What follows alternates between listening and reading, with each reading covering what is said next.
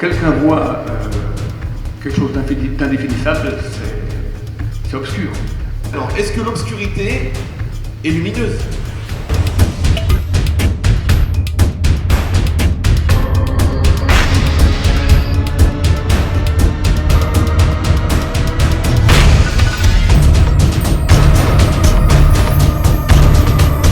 La lumière infinie, inaccessible, potentielle.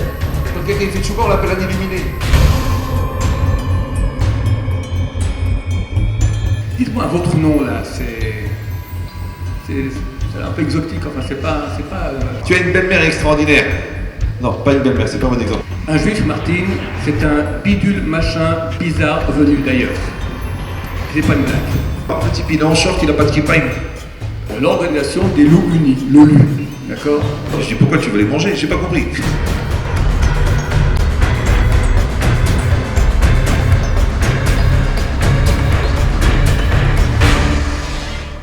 Le Rav Ben Chedrin et le Rav Ron Shaya vont s'enrichir et nous enrichir.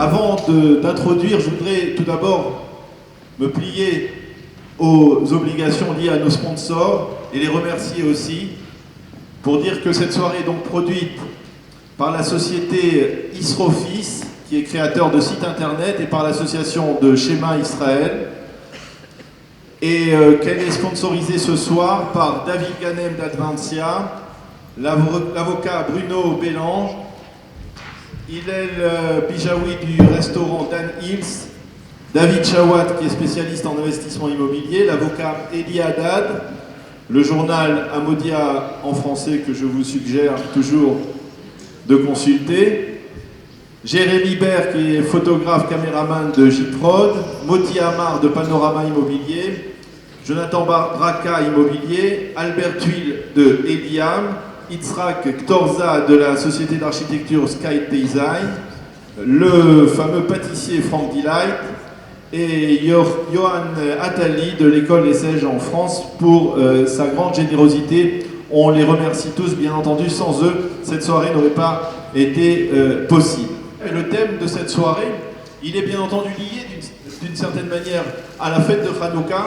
Le thème, c'est lumière et Géoula, lumière et délivrance. Maï Hanouka, qu'est-ce que cette fête de Hanouka? Et la question que j'ai envie de vous poser ce soir, c'est quelle est la spécificité de cette lumière? Nous allons parler des lumières, nous allons parler de cette lumière, de ce or. Quelle est la spécificité de cette lumière de Hanouka qui fait que depuis l'histoire des Hashmonaïm, il y a 2300 ans, jusqu'à nos jours, eh bien cette lumière continue de rester aussi éclatante?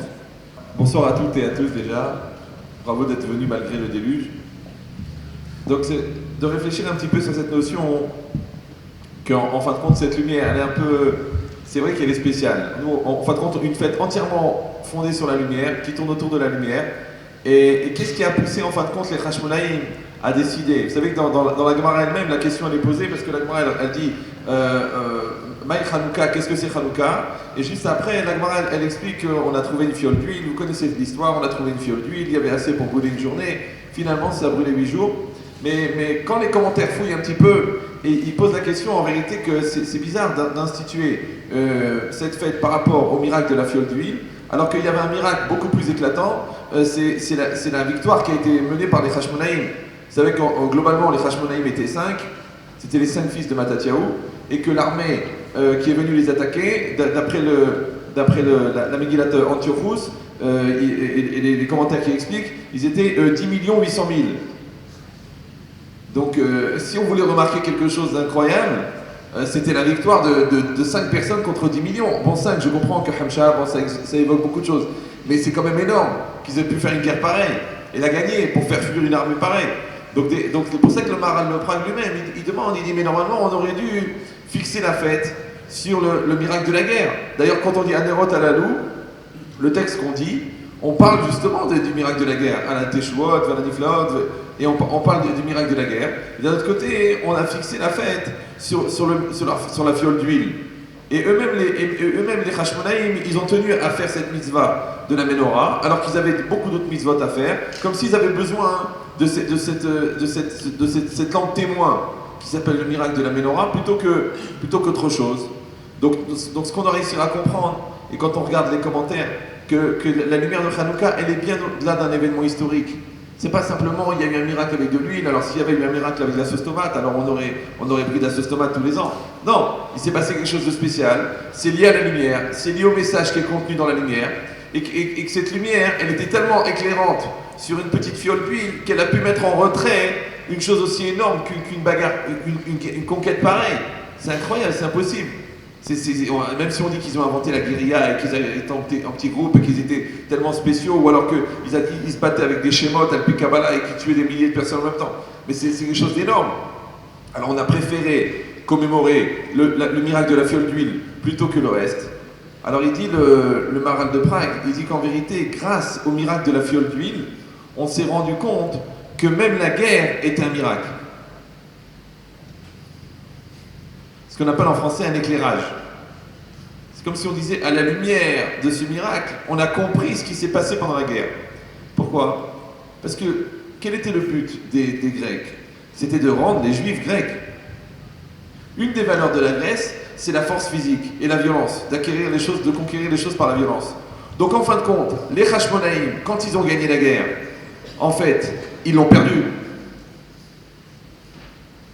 Je ne sais pas si vous me suivez. Encore une fois, les Grecs sont venus pour rendre les Juifs grecs. Le grec, c'est quoi? C'est la force physique. C'est quoi le Juif? C'est la force spirituelle. Donc quand les Juifs ont réagi et ils ont fait la guerre, et ils ont gagné la guerre, donc ils ont dit aux Grecs, nous avons gagné. Alors les Grecs, ils ont regardé, ils ont dit, mais non, c'est nous qui avons gagné, puisque vous êtes devenus des Grecs. Bienvenue au club. Donc en fin de compte, en gagnant la guerre, ils ont perdu la guerre. Donc il fallait qu'ils aient une preuve que malgré qu'ils avaient gagné la guerre, ils étaient restés juifs. Donc il dit le Maharal, le miracle de la Menorah, il a prouvé que de la même manière que la guerre, c'était dans les mains d'Hachem, oui, et pas dans leurs mains à eux, sinon c'est fini, ils ont tout perdu.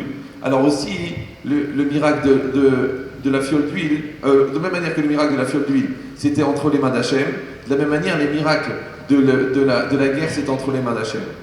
Et que le but, c'est quoi? C'est de ne pas perdre cette proximité avec Hachem. Parce que Rabotai, c'est tout ce qu'on a dans la vie. C'est tout ce qu'on a. Oui. Maintenant cette lumière-là, maintenant c'est à nous de savoir l'approfondir, la rechercher, et de voir toutes les consonances qu'elle peut avoir, et pourquoi elle dure jusqu'à aujourd'hui. Alors plus on va trouver sa profondeur, plus on va comprendre qu'elle est liée à l'intemporel et qu'elle n'est pas liée à un événement. Je rebondis sur la sauce tomate que j'ai beaucoup appréciée. Alors pourquoi la lumière? Pourquoi l'huile? Et je rebondis aussi sur le Maharal de Prague. Le Maharal de Prague, vous savez que dans la Gemara, on ne parle pas beaucoup de Hanouka. Il n'y a pas de Masechet de traité Hanouka. Il y a 4 lignes, 5 lignes, Maï Hanouka. Lorsque sont rentrés les Grecs dans le Echal, ils ont impurifié toutes les huiles qu'il y avait dans le Echal. Le Maharal de Prague, vous savez, en tant que talmudiste, pose une question toute bête. Il n'y a jamais de mots qui sont dits pour rien dans la Torah. C'est tellement bon. Là, ouais. Rien à voir.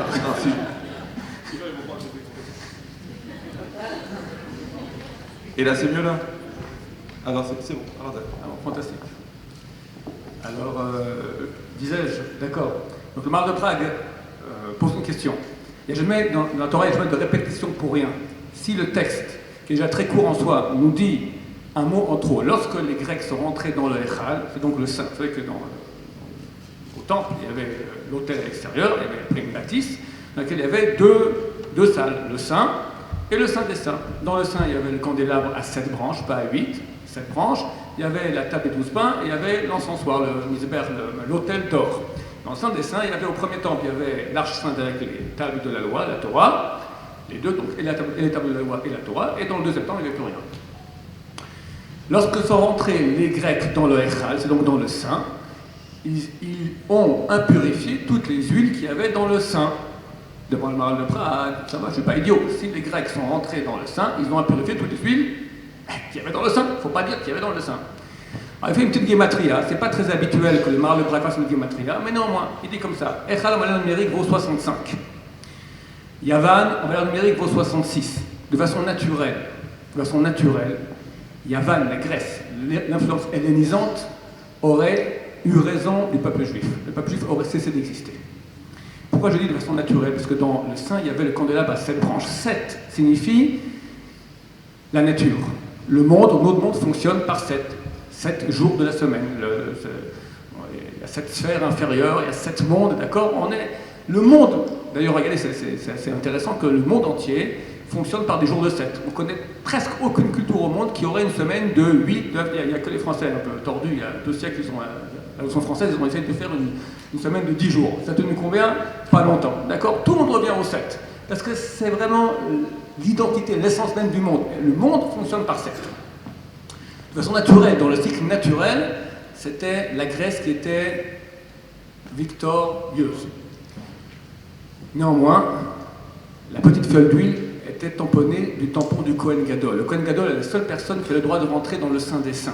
C'est-à-dire qu'il y avait quelques huiles non impurifiées. Les huiles, qu'est-ce que c'est l'huile? L'huile, ça correspond à Hashemen Otios Neshama. D'accord?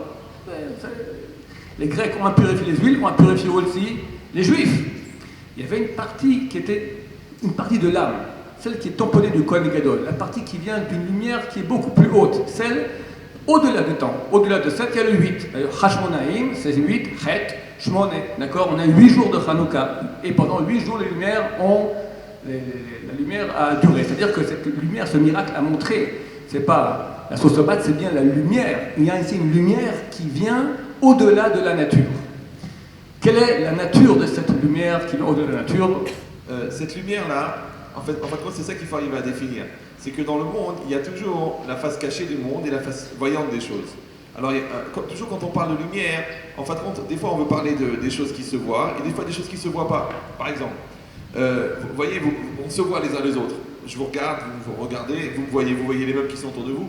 En vérité, vous ne voyez pas les meubles. Par exemple, là, le Stender, c'est pas le pupitre qu'on est en train de voir. Tout le monde le sait. Parce que le pupitre en lui-même, il n'est pas éclairant, il est obscur. La preuve, c'est que si on éteint la lumière, on ne voit plus rien dans la pièce. Donc, qu'est-ce que quand on allume la lumière, ce qu'on voit, c'est pas l'objet lui-même. On voit la lumière qui se reflète sur l'objet. C'est clair? Voilà. C'est très important de comprendre ça. Pourquoi? Parce que dans les Sfarim un petit peu compliqués, on dit que Orot Zeretzonot, la lumière, c'est les volontés. Alors au niveau d'Hachem, on peut comprendre ça, parce qu'Hachem, au départ du monde, il a créé la lumière, et il n'a pas créé la lumière justement. La lumière, elle représente sa volonté, elle a toujours existé, et ensuite cette lumière-là, elle a été orientée. Maintenant, l'orientation de la lumière, c'est exactement la même chose que l'orientation de la volonté. Maintenant, de la même manière que Hachem, il applique sa volonté et il fait exister la réalité, de la même manière, la lumière, elle fait exister la réalité. Quand vous allumez la lumière, vous voyez la réalité. Maintenant, puisque l'homme, il est fait sur le même modèle, oui, la lumière, c'est quoi? C'est en fait, nous, qu'est-ce qu'on dit? On dit, la lumière, elle part de l'ampoule, elle rebondit sur l'objet et elle va au fond de la rétine. Maintenant, on dit, elle se réfléchit au fond de la rétine. Alors, quand on dit à quelqu'un, est-ce que tu réfléchis? Le type, il dit, excusez-moi, je ne suis pas un miroir. C'est faux, tu es un miroir. La preuve, c'est qu'il y a des gens qui voient, des gens qui ne voient pas. Tu sais, des gens disent, oh, vous savez, il est très observateur, il voit tout. L'autre, il dit, oui, j'ai rien vu. C'est-à-dire, la lumière, elle ne rentre pas. Maintenant, prends simplement la symbolique de la lumière, qui rebondit sur l'objet et qui vient dans la rétine. Mais elle peut aller dans le sens inverse aussi. C'est qu'une personne, elle voit ce qu'elle a envie de voir. Or, comme la lumière, elle représente la volonté, donc celui-là, il voit, celui-là, il ne voit pas. Le regard, chacun, il le sent. Même une femme, elle sent que l'autre, il a un regard bizarre. Je ne sais pas si vous comprenez. Les femmes, elles comprennent mieux. Oui, c'est le regard du radiologue, ce qu'on appelle. Qui n'est pas toujours professionnel, mais en tout cas, il est toujours amateur. C'est l'amateur, d'accord? Donc, c'est quoi l'idée? C'est que cette lumière-là, elle éclaire les choses, mais c'est une lumière qui vient de l'extérieur. Mais il y a aussi une lumière qui est à l'intérieur des choses. La lumière de l'intérieur des choses, c'est quoi? Par exemple, ce bout de bois tel que vous le voyez, il est comme ça. Alors si je le frotte très très fort, il va prendre feu. Mais vous savez très bien, vous avez appris en physique, que le feu, ça n'existe pas. C'est pas que le feu, il est en train de manger le bois. C'est que c'est la matière, elle est faite d'énergie. Et cette énergie, quand on la déstabilise, elle se dégage sous forme de chaleur et de lumière. Donc le feu, c'est quoi? C'est le dégagement de l'énergie qui est à l'intérieur de la matière. Vous me suivez toujours? D'accord. Donc la matière, tout à l'heure je vous ai dit, elle est obscure, mais elle reflète la lumière. Maintenant, je suis en train de vous dire que cette lumière, que cette matière, en vérité, elle est éclairante. Quand on la déstabilise, elle produit de la lumière. Donc en vérité, la lumière, elle est à l'intérieur de la matière, qui elle est obscure.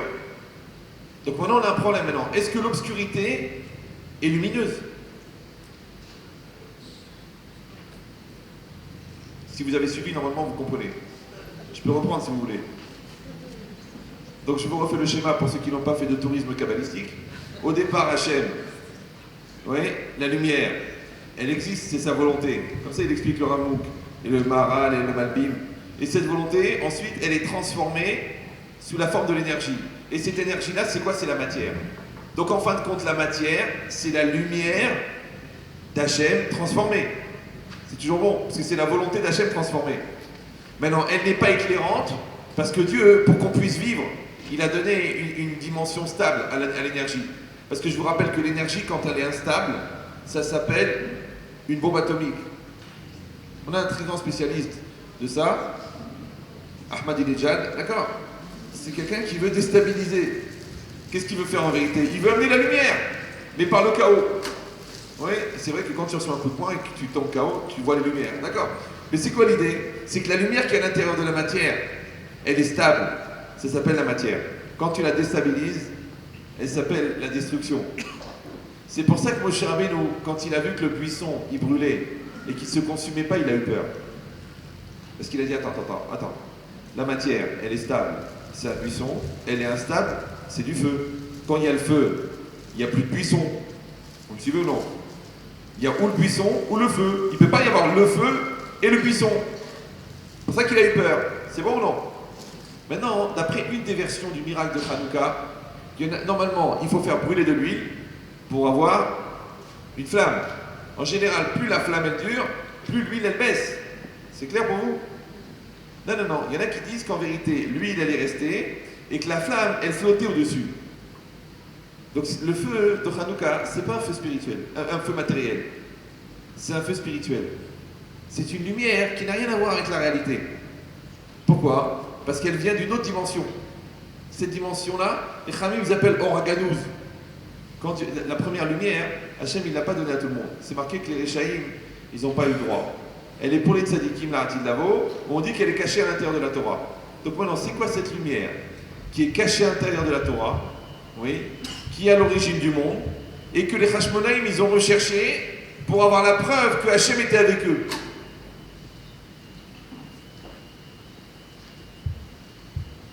C'est pas une lumière physique. C'est comme l'Or Aleinu, vous savez quand quelqu'un meurt, on dit il s'est éteint. Pourquoi on dit il s'est éteint? Quand quelqu'un est heureux, on dit qu'il a un sourire lumineux. On dit les tzadikim, ils brillent. Dis-moi, il y a tellement de rapports entre la lumière. Quand quelqu'un fait tchouba, on l'appelle un illuminé. Si vous avez fait les courses de Hanouka, tout le monde s'est fait allumer. Donc vous voyez bien qu'il y a un rapport avec la lumière. Maintenant, quand vous prenez la photo L'Or Aleinu de quelqu'un qui est niftar, c'est très bizarre. Vous prenez la photo du visage, vous découpez que les yeux. Vous les montrez à n'importe qui, vous dites qu'il est mort. Comment tu vois dans des yeux qu'un type il est mort? Mais il était vivant il y a 2 secondes. 2 secondes après, tu prends la photo, il est mort. Alors la lumière de la vie à l'intérieur des yeux, elle est spirituelle ou physique ou matérielle? Et nous, on a fait l'expérience des milliers de fois. Quand les gens ils font teshuva devant toi dans un séminaire, la lumière de leurs yeux, c'est quoi? C'est l'excitation? C'est de la compréhension? C'est de la remise en cause? Ou c'est comme si la Neshama, elle a repris ses droits à l'intérieur de la personne? On compare la teshuva à Triatametim, à la résurrection des morts. Donc le type il est mort, et maintenant la lumière elle se rallume dans ses yeux, alors maintenant il est nouveau, ça s'appelle la teshuva. Alors ce type de lumière, c'est cette lumière-là qui cherchait les Hashmonaïm. Qu'est-ce qu'il dit Rabbeinu? Dieu, c'est marqué dans le livre compliqué, comme dit cher ami, qu'on n'a pas le droit même d'y penser. Alors on n'y pense pas, mais de Dieu dans sa vérité, je parle de choses très profondes et très hautes, avec son aide, de Dieu est sortie une lumière qu'on appelle l'infini. Infini. Nous, étant dans le monde du fini, nous ne pouvons pas concevoir l'infini. On n'a aucun moyen d'appréhender cela. Il est marqué que le monde a été créé en 10 paroles. Effectivement, on voit qu'il y a plusieurs étapes. Dans Bereshit, c'est marqué Vayomer Elohim. Et Dieu a dit. Mais si on compte, on verra que c'est marqué que 9 fois Vayomer Elohim. Alors les commentateurs sur cette Mishnah, dans Avot, ils disent oui, le premier mot Bereshit, c'est le premier. C'est le premier des 10 Ma'amarim. Mais vu qu'il y avait à l'époque pas à qui s'adresser, donc il n'y a même pas le mot Vayomer Elohim. Vayomer, il y a Elohim, il y a un vide, il y a quelqu'un à qui s'adresser. La première chose qui sort de Dieu, elle est infinie, elle est inconcevable, elle est inappréhendable, elle est ce que Chazal appelle, Rashi appelle ça le Tohu. Tohu, ça veut dire Shadam Tohé. Quand il voit ça, il ne sait pas comment le concevoir, comment l'appréhender, le définir. Indéfinissable.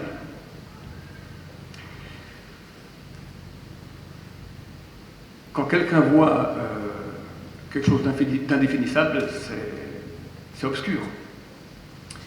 Et Dieu voulant donner à l'humanité, se donner lui-même, c'est ça le but, Dieu étant parfait, veut nous donner le bonheur de pouvoir le connaître.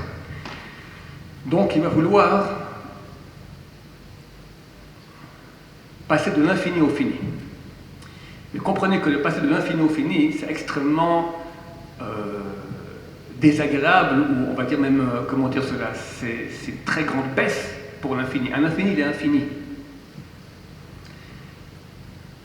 Le Ramban dit que la première création, Bereshit, d'accord, c'est ce que les Kadmonim, les grands penseurs, appelaient le Iouli. Iouli, c'est-à-dire une sorte de ce que les physiciens appellent le magma aujourd'hui. Mais nous, on parle en complètement spirituel, c'est-à-dire une sorte de réalité première, infinie, potentielle, duquel tout le reste va sortir.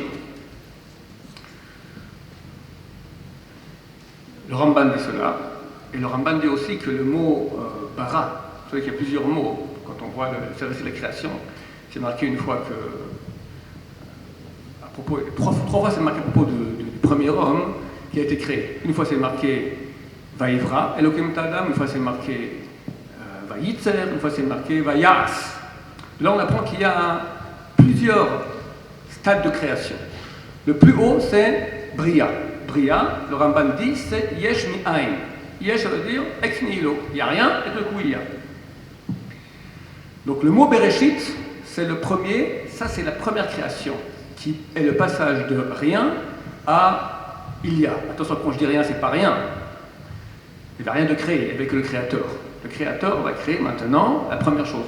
La première réalité qui est complètement divine aussi, mais qui est une lumière infinie, insaisissable, potentielle de tout. Maintenant, le potentiel, il faut comprendre, il est toujours infini. Je prends une graine d'orange. Combien a-t-elle d'oranges en potentiel? Hein? Dans une graine d'orange, il y a combien d'oranges? Une? Non, quand on plante une graine d'orange, ça fait un oranger. Sur un oranger, il y a bien 300 oranges, qui ont chacun plusieurs graines. Je ne parle pas des nouvelles développements agricoles israéliens où les oranges sont sans graines, d'accord? Non, les oranges normales. Il y aura des graines. Dans une graine, il y a une infinité d'oranges. Infini. Chaque potentiel est infini. Quand maintenant le potentiel devient réel, alors il y a une baisse. Il passe d'infini à fini. Dieu va donner un ratson, une volonté que l'infini devienne fini. Ça, on appelle ça tohu vavohu. En hébreu moderne, c'est quoi tohu vavohu? Balagan. Désordre. Le Ramban l'expliquait autrement. On va dire tohu, c'est tohé. C'est la première chose qu'il y a, donc, qui est infinie, qui est potentielle, qu'on ne peut pas voir. L'infini ne se voit jamais. Il est là, mais il est potentiel, on ne peut pas le voir. Et il va créer maintenant un ratson, une volonté que ce potentiel veuille se réaliser. Nous tous avons des potentiels en nous. Chacun a un désir de réaliser. Quelqu'un qui ne veut pas réaliser, c'est impossible. C'est la chose, c'est impossible. Il meurt sur place. Chacun a un but dans sa vie. La petite mémé, elle a 80 ans, elle a son géranium qu'elle veut arroser. C'est son but dans la vie. Elle doit réaliser quelque chose. D'où vient cette volonté, ce désir? Ça, c'est le mot bohu. Bohu. En lui est. C'est-à-dire qu'il y a une réalité. Le potentiel, il n'est pas réel, il est potentiel. Il y aura un passage de potentiel à réel. Cela on appelle le bohu. Donc on a, pour résumer, on aura 3 étapes. On a l'étape de la lumière infinie.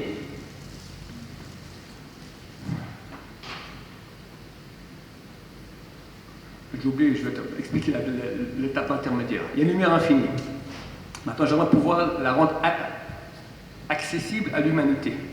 Pour cela, il y aura un corps secret des livres, d'accord, qui est connu aujourd'hui, c'est le Tzimtzum, d'accord, c'est une contraction. C'est-à-dire que Dieu va laisser une place maintenant, il va dire stop, stop à la lumière, stop à l'infini.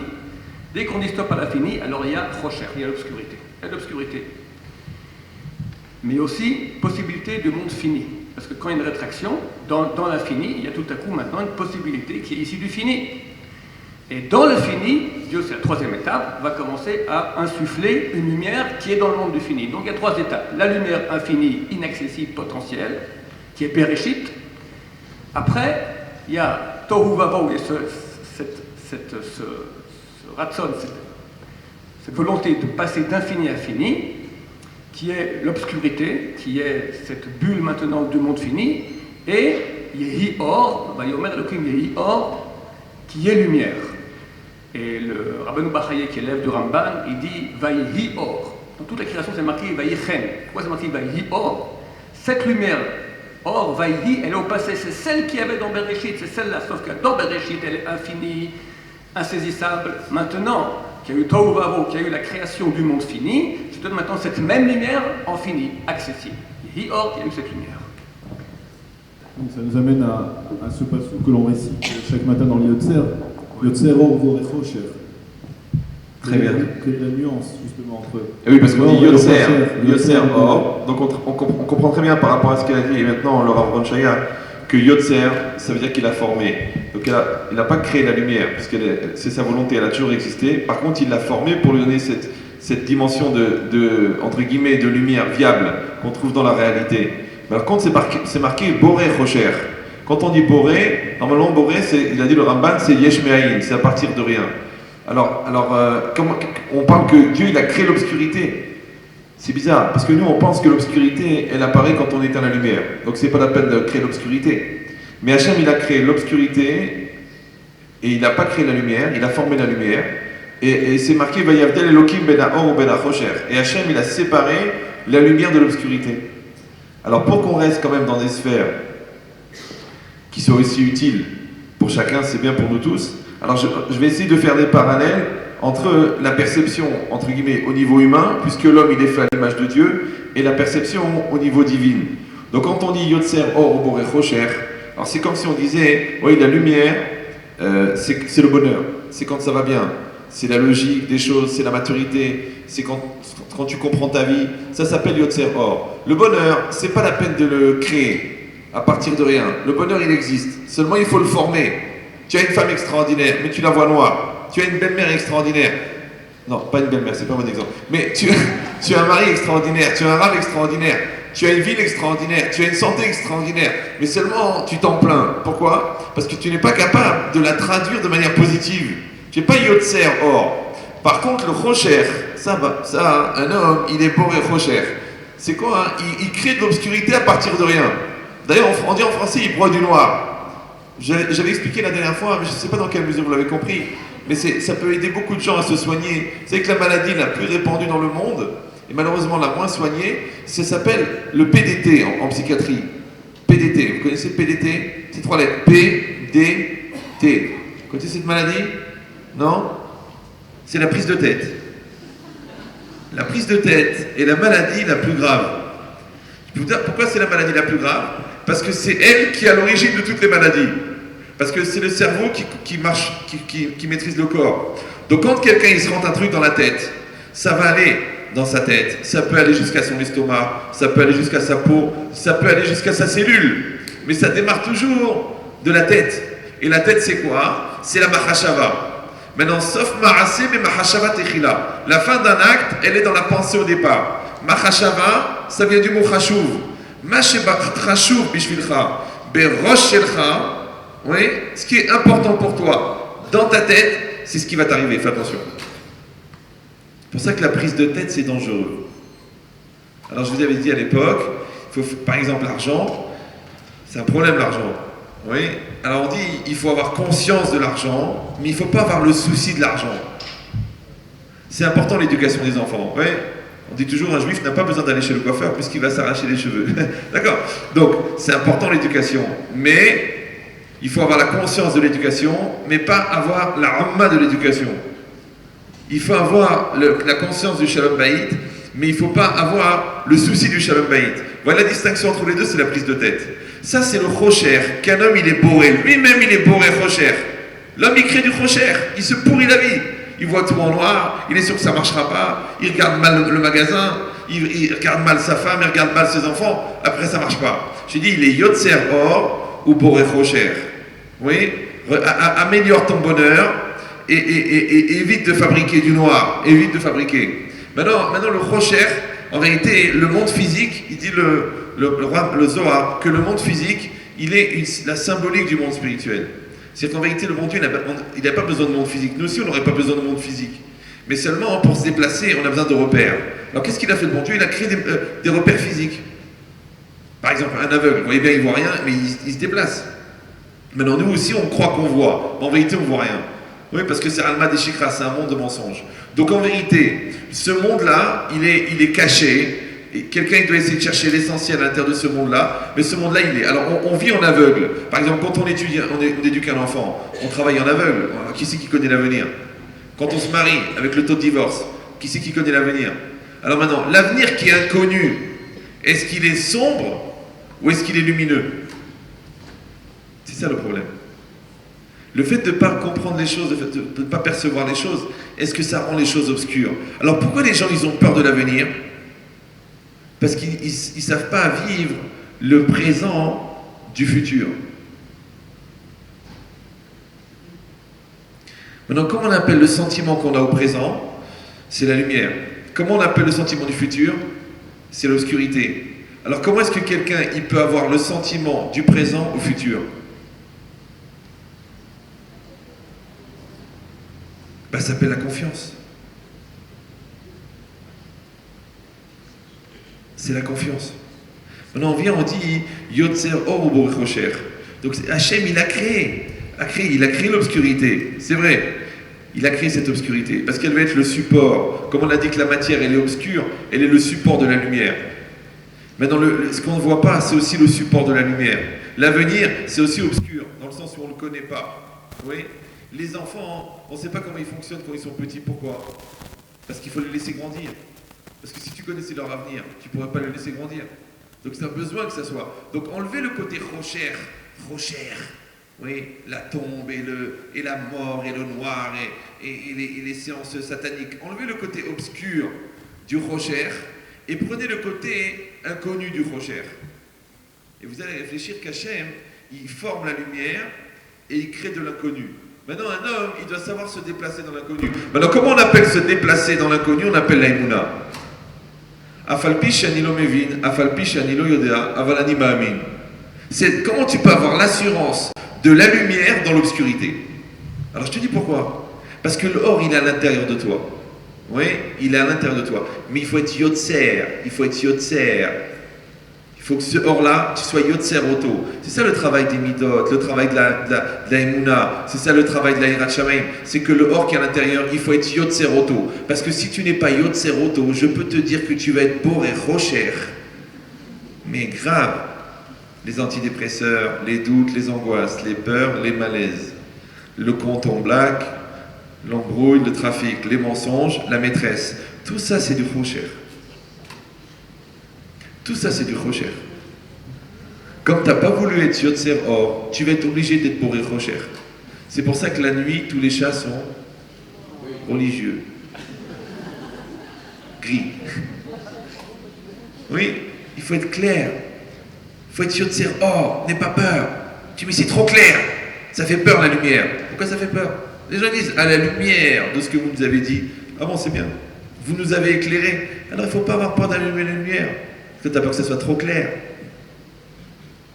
Et bien c'est pareil. Par contre, le contraire, Boré Rocher, comment est-ce que quelqu'un il crée de l'obscurité? Oui, il le fait en temps réel et de manière active. Parce que dans la méchanceté, dans les nerfs, dans la rancune, dans la douleur, dans la souffrance, dans la dépression, mais tu es actif, toi tu es Boré Rocher tous les jours. Tu dis, mais Dieu aussi il a créé de l'obscurité. Mais Dieu il a créé l'obscurité en tant que support de la Emouna.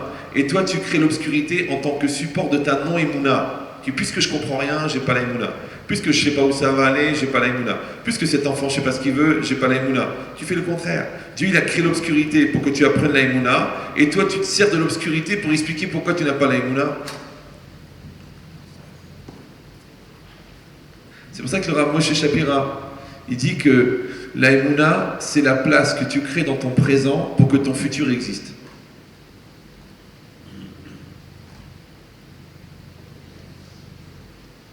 La place que tu crées dans ton présent pour que ton futur existe. C'est un peu comme un train. Vous voyez, un train, il y a des wagons.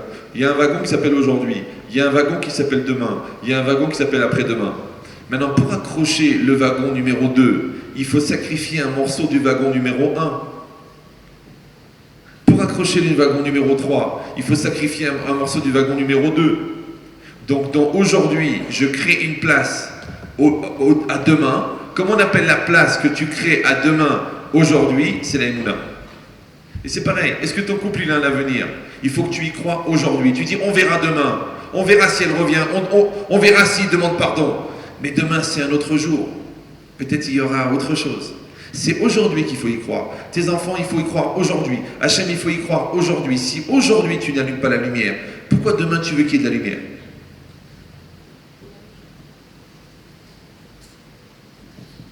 Ça va? Et le passé. Vas-y, bravo. Alors je vais essayer de rebondir sur ce que tu dis. Peut-être aussi, Hanouka, on est appelé, tu parles de Emouna. Ok, je veux bien éclairer tout ça, mais il faut une base du passé pour nous permettre de projeter dans l'avenir. Si j'ai vu que ça marchait jusqu'à aujourd'hui, alors je suis plus confiant. Emouna comme ça gratuitement, c'est difficile, mais si j'ai déjà une confiance, parce que j'ai vu que ça marchait 1, 2, 3, 4, 5 fois, alors je peux faire une projection sur le futur. Nous sommes appelés Ma'aminim Bnei Ma'aminim. C'est très curieux ça. Parce que dans la nature, un chien, il crée un chien, d'accord, un asiatique, il crée un asiatique, mais un Ma'amim, il ne crée pas forcément un Ma'amim. Et hélas, on a bien des gens qui sont ma'aminim mais leurs enfants ne le sont pas, ou le contraire, aujourd'hui il y en a beaucoup dans l'autre sens. Pourquoi on appelle ma'aminim bnei ma'aminim? Ça veut dire qu'en fait, de façon génétique, il y a un passage de quelque chose qui est la Emouna. Ça demande à être expliqué. Quand on a parlé auparavant de organos, d'accord, de lumière cachée, de Hanouka, M. Haïk a demandé jusqu'à aujourd'hui, c'est quoi? C'est depuis l'époque, 2300 ans. Bon, on va faire un petit jeu, là, Imaginez que vous déménagez, vous habitez Paris, mais pauvre, et vous déménagez, on va dire, du 12e au 13e, Mazal Tov. Vous avez en face de vous votre voisin, M. Martin Dupont, et vous vous appelez, c'est comment votre nom de famille, excusez-moi? Elbaz. Comment? Hassan et Safar. Bon. Monsieur Dupont, voici c'est une dame, mademoiselle Dupont, Martine. Ding dong, bonjour mademoiselle Elbaz, Safar, etc. Ah, excusez-moi. Martine Dupont, votre voisine, enchantée, bon établissement dans la maison, dans l'immeuble, bienvenue. Dites-moi votre nom là, c'est un peu exotique, enfin c'est pas tout à fait français quand même. C'est pas juif d'origine. Bah ouais, ça vous dérange, vous êtes antisémite? Non, moi j'aime bien. Même au contraire, à côté, si ça ne vous dérange pas, j'en profite, je m'excuse de vous tenir comme ça sur le pas de la porte, mais il y a une question qui me turlupine depuis pas mal d'années. Vous, les juifs, on parle beaucoup de vous, les journaux, Israël, tout ça, mais j'ai jamais bien compris, c'est quoi un juif? Qu'est-ce que c'est? Qu'est-ce qu'on lui répond? Une définition rationnelle du juif. C'est une colle. On va faire rapidement parce qu'on est quand même 2 ou 3. Est-ce que c'est une religion? Tu as beaucoup de juifs qui sont non religieux, pourtant ils sont juifs. Alors c'est une race. Tous les descendants de Abraham, Yitzhak et Yaakov. Non, il y a des convertis. Le Mashiach lui-même descend du roi David, issu de Ruth Moabite. Il était fils de converti. Rabbi Akiva, fils de Yosef, fils de converti. Shmaya Avtalion, les 2 rabbinim de Hillel Zaken, étaient convertis eux-mêmes. Rabbi Balanes, la Gemara d'Angitim dit que c'est un descendant de Néron César. Donc on n'est pas une race. Est-ce qu'on a un peuple comme les Français, le peuple juif, d'accord, les Français, les Anglais. Alors c'est vrai qu'on a un peuple, mais par quoi sont définis les Français? Par la terre de France. Un Français qui n'a pas mis les pieds, lui et ses ancêtres, depuis 1000 ans en France, il n'est plus français. La majorité des Juifs n'ont pas mis les pieds en terre d'Israël. Ça fait 2000 ans qu'on vit en exil, jusqu'à 60 ans. On vivait en exil total, maintenant un peu moins. Ça ne plus du tout bientôt.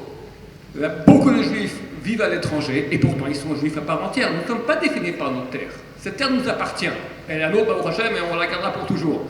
Mais on n'est pas défini par la terre. On est né dans le désert, au Sinaï, pas dans une terre. Donc on n'est pas défini par une terre. Alors on n'est pas un peuple défini par une terre, on n'est pas une religion, on n'est pas une race. Qu'est-ce qu'on est? Alors vous allez me dire, une neshama. Alors Martine ne parle pas l'hébreu. C'est quoi neshama? Une âme. Ah, et moi j'ai pas d'âme? Ça ne tient pas la route. J'aimerais une définition rationnelle. Quelqu'un a-t-il une idée? On peut faire participer le public un peu, hein? La émouna. La foi. Quelqu'un qui n'a pas la foi, il n'est pas juif? Reconnaissance du?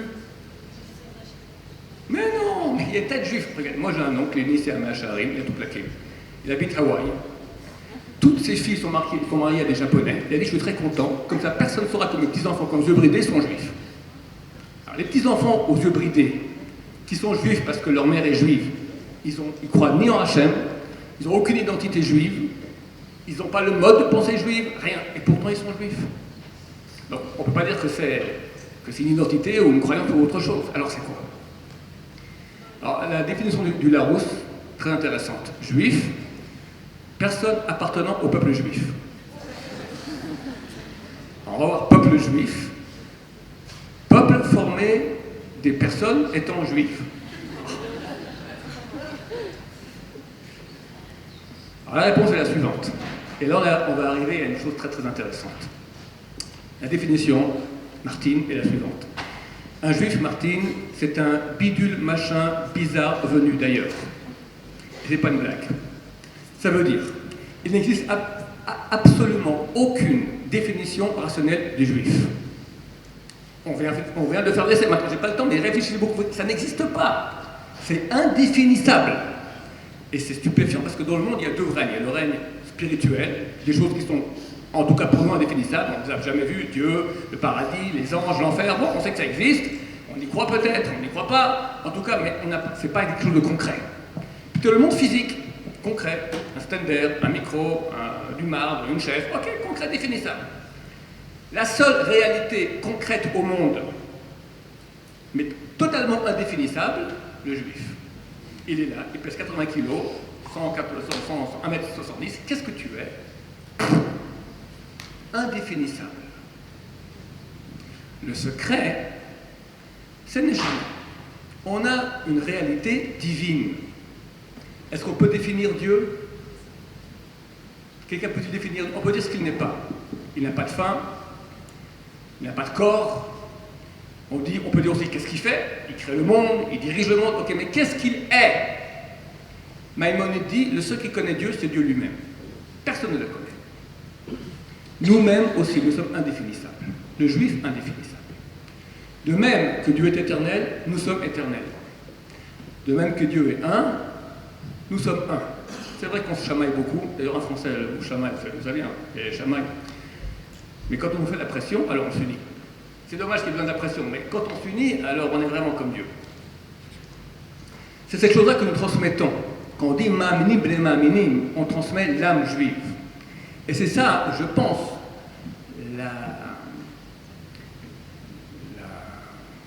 Gilou, comme on dit en français, le dévoilement du Oraganus, qui est une petite lumière, c'est rien. Les Grecs, c'est énorme, la nuit est énorme, une petite bougie de rien du tout traverse toute l'histoire, toute la nuit, 8 jours, au-delà du temps. Qu'est-ce, quoi, où, quelle force, c'est quoi votre force? Qui vous êtes? Rien. On est invisible. Or, une lumière, Ganouz, cachée. Alors, pour rebondir sur les paroles de mon cher ami Ria, quand quelqu'un voit que depuis 3000 ans, vous savez qu'actuellement dans le monde orthodoxe, il y a une chanson très à la mode.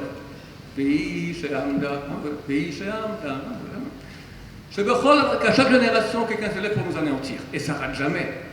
C'est quand même assez extraordinaire. Aujourd'hui, Mahmoud Ahmadinejad, avant Saddam Hussein, avant Arafat, avant Nasser, avant Staline, avant Hitler, avant le KGB, avant les tsars, avant les...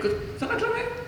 Chaque génération, quelqu'un se lève et les potes, j'ai une idée, un truc original, personne n'a jamais pensé, quoi, on va aller tuer le peuple juif. Ah tiens, on ne connaissait pas. Et depuis 3000 ans, et c'est pas n'importe qui, des superpuissances, et nous on n'est rien. Pendant 2000 ans sans armée, sans rien sous leurs bottes. Eux tous, patatras, nous on est là.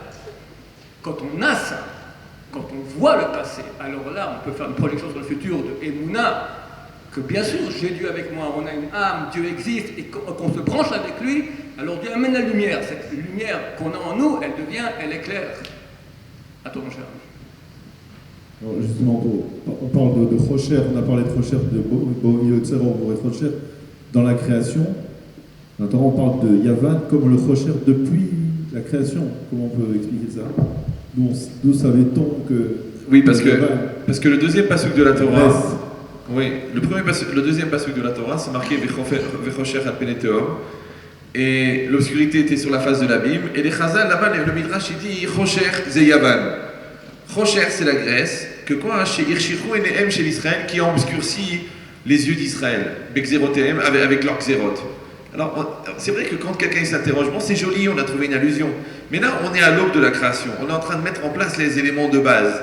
D'accord, on a dit la transformation de la lumière, l'eau, l'énergie, le carbone, après les mélanges, après la matière, après les plantes, après... On est en train de parler des éléments de base, et en plein milieu, à base, on voit la Grèce. Mais qu'un rapport maintenant, le Rocher, qui est un événement. Bon, c'est vrai, ils sont venus les Grecs, avec leur culture, ils ont essayé de faire le balagan en Israël, mais c'est un événement qui s'est passé des centaines d'années plus tard. Qu'est-ce qu'on vient maintenant le mélanger avec ce Rocher, comme si ce Rocher, il existe depuis la création du monde, et qu'il est nécessaire. Parce que tout ce qu'Hachem crée, c'est nécessaire. Alors, il y a le bien nécessaire, tout le monde l'accepte, et il y a le mal nécessaire, et tout le monde le comprend. Alors maintenant, c'est quoi l'idée? Que maintenant, les Chachamim, ils ont appelé cette notion Rocher, et que les Grecs, ils sont appelés Rocher. Et c'est très bizarre, parce que les Grecs, ils ont amené la culture, ils ont amené la philosophie, c'est extraordinaire, ils ont amené une lumière, ils ont amené des connaissances énormes. D'ailleurs, comment est-ce qu'on a appelé le renouveau de la culture grecque au 19e siècle? Le siècle des Lumières. Comment on appelle un juif qui n'ont pas tombé dans la bêtise de la Torah et qui comprend? On appelle un juif éclairé. Comment on appelle les religieux? Des obscurantistes. C'est bizarre. On raconte que la fille du Chafetz Chaim, elle a eu la chance de lâcher la religion et de rentrer en faculté. Quand elle est sortie de l'université, elle a été voir son grand-père. Imaginez la petite fille du Chafetz Chaim. Elle a été voir son grand-père, elle a dit « Mais grand-papy, mais ça suffit avec cette religion archaïque de 3000 ans. Quand est-ce que tu vas vivre avec ton temps, vivre avec le progrès ?» Il a dit « Ouvre tes yeux et vois la lumière de la science. » Il a dit le Chafetz Chaim « De quel progrès tu parles ?» Ils ont fait des avions. Il a dit « Ces avions, ils vont s'en servir pour jeter des bombes, pour tuer des millions de personnes. » On était loin avant la guerre. Comme le Chafetz Chaim, qui vit enfermé dans une caverne, oui, un petit village perdu, il comprend le monde mieux que l'autre qui est en plein dans la science, en plein dans la connaissance des équilibres géopolitiques du monde. C'est bizarre. Cette dimension-là, c'est le Rocher et le Or. C'est la lumière et l'obscurité. Pourquoi les Chachamim y voient très très loin Et au contraire, les scientifiques, ils voient très très court. Il y a une logique incroyable. C'est quoi? Tout à l'heure, j'ai dit un parallèle entre la lumière et la confiance, et l'obscurité et la peur. Il y a une autre lecture aussi, de dire la différence qu'il y a entre la science et la Torah. Vous voyez, la différence, elle est comme ça. Le scientifique n'a pas de réponse. Il se pose plein de questions dans l'espoir de trouver des réponses. La Torah, nous, on sait que c'est la bonne réponse. On a la réponse. Maintenant, on peut se poser des centaines de questions pour essayer de comprendre la réponse. Je ne sais pas si vous sentez la différence. Eh bien, la différence, c'est la confiance. Parce que nous, comme on sait qu'on a la bonne réponse, on est bien, on est à l'aise. On va poser des questions. Vous savez que moi, j'ai fait plus de 4000 conférences. J'ai jamais entendu une bonne question. Une bonne question qui déstabilise, que tu fais « Waouh, waouh, oh, le type, il m'a fracassé. » Non. Pourquoi? Par contre, tu ouvres les commentaires, tu vois, le Ramban, le Rabbi Bechaye, des commentaires, tu dis, mais ils osent poser des questions comme ça, tu dis, Hazve Shalom, mais comment ils posent des questions comme ça? C'est quand le Ramban, il dit, tu te rends compte qu'Avraham Avinu, il avait plus de quoi manger, il est parti en Égypte avec sa femme, et il lui a dit, dis que tu es ma sœur, il savait très bien qu'elle allait être prise. Il dit, mais c'est quoi ce manque de Emouna? C'est la honte? Qu'est-ce que ça veut dire, Avraham Avinu, il n'est pas capable d'avoir la Emouna et d'attendre que Dieu lui envoie la parnassa? On nous reposait une question comme ça, nous? Hazve Shalom. Il n'a pas honte de la poser. Des questions encore pires, des questions encore plus énormes.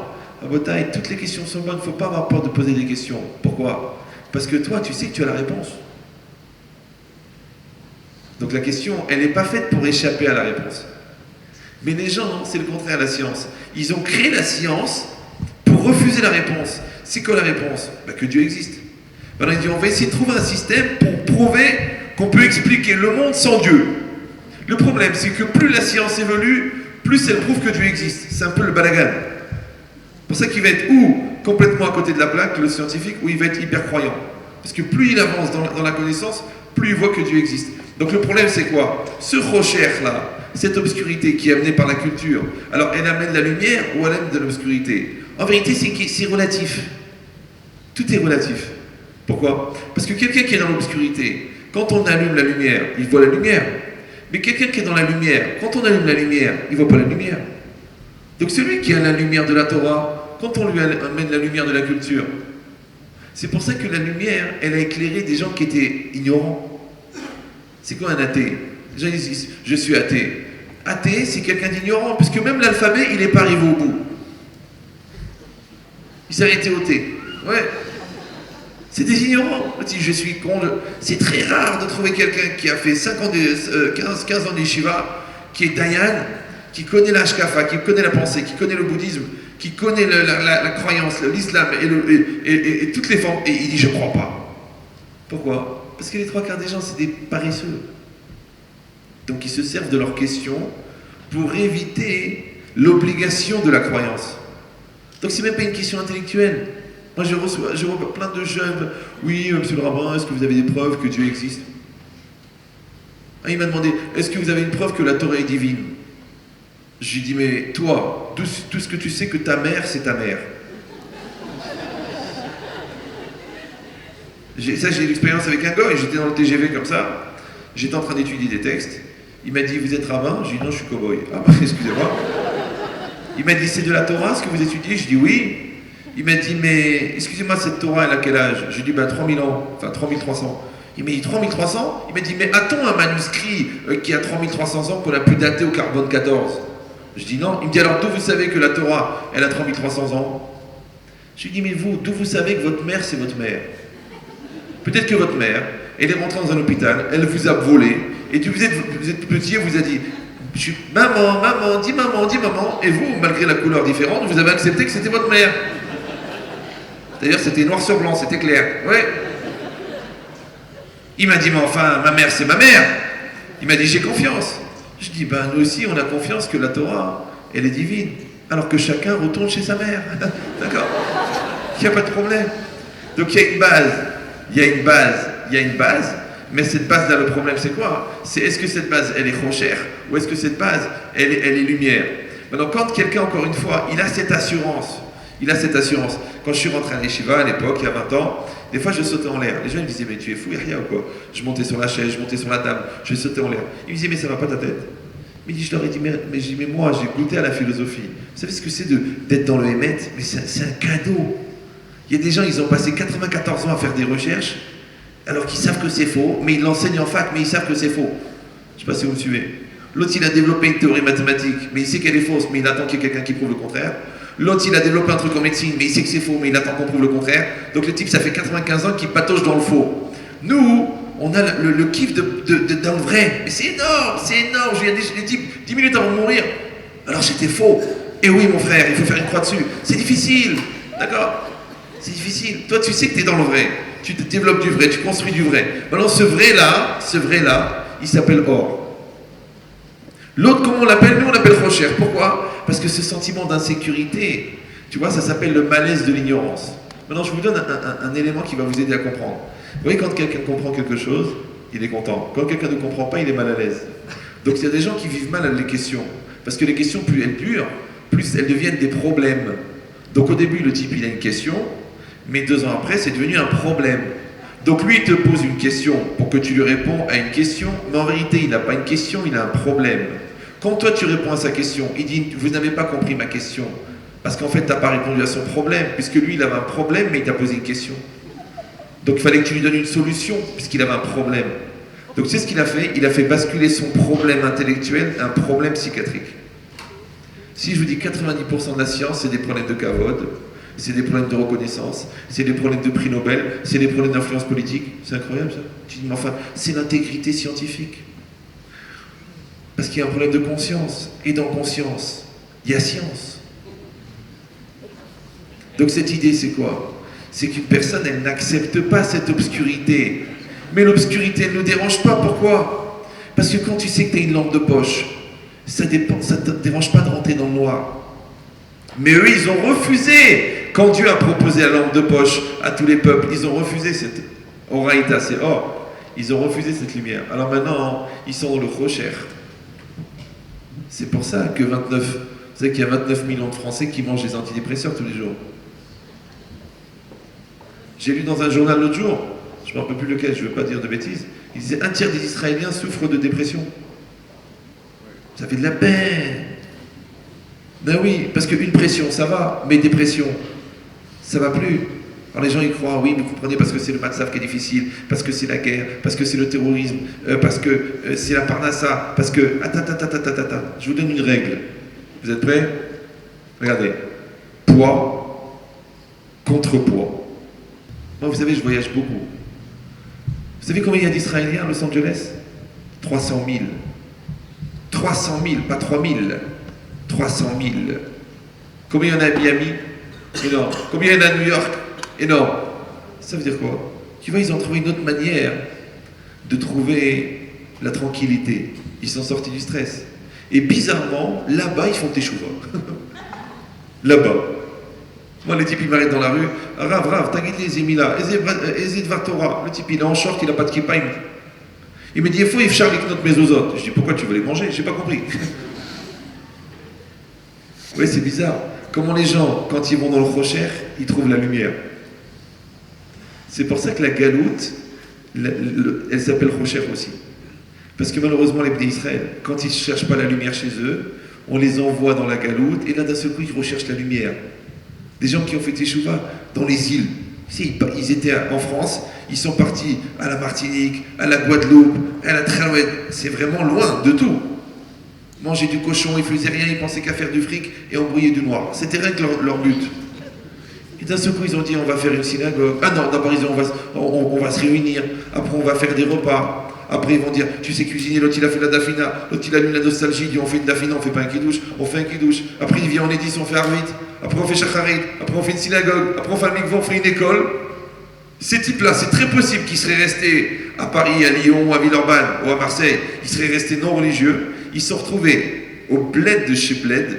Pour ceux qui connaissent les îles, c'est à 173 000 km de Halal Haleh, c'est loin. Et là-bas, ils ont trouvé la lumière. Maintenant, on a un problème maintenant. Donc l'obscurité, elle est obscure. D'un autre côté, elle génère de la lumière. Pourquoi? Parce que la lutte contre l'obscurité, ça produit de la lumière. Surmera vers Asetov. Oui. Alors comment on va faire maintenant? Cette obscurité de départ qui est écrit Vechosher al Peneteom, c'est quelque chose de négatif parce que c'est les Grecs, d'accord?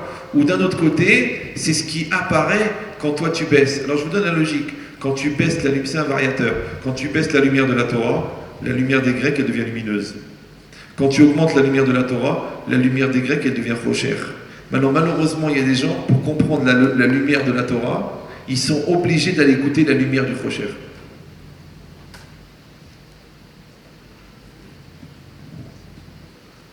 Ça nous amène à la Géoula un peu. Parlons un peu de Géoula. Est-ce que la Géoula doit venir par le Rocher ou par la lumière? Il est marqué que la Géoula, elle vient au plus profond de la nuit. On dit souvent dans le Maharaj, je n'ai pas vu ça écrit, mais c'est comme la graine qui pourrit, et après elle se met à éclairer.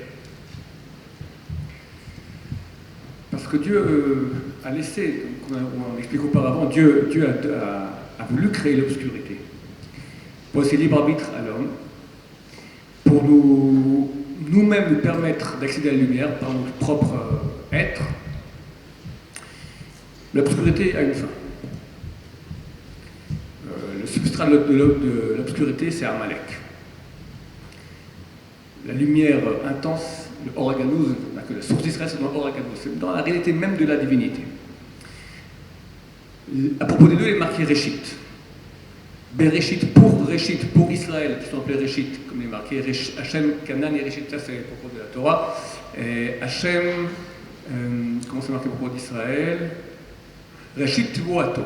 Le peuple d'Israël est appelé Réchit. Bereshit pour Réchit, la lettre Bet signifie pour. C'est marqué Yaakov a dit à Lavan, Evedra Berachel, je travaillerai pour Rachel. Anochel Bemazleg. C'est au moyen. Au moyen de la Torah, pour Israël, Dieu a créé le monde. On appelait Bereshit. Il y a un autre Réchit. Réchit Goïm Amalek.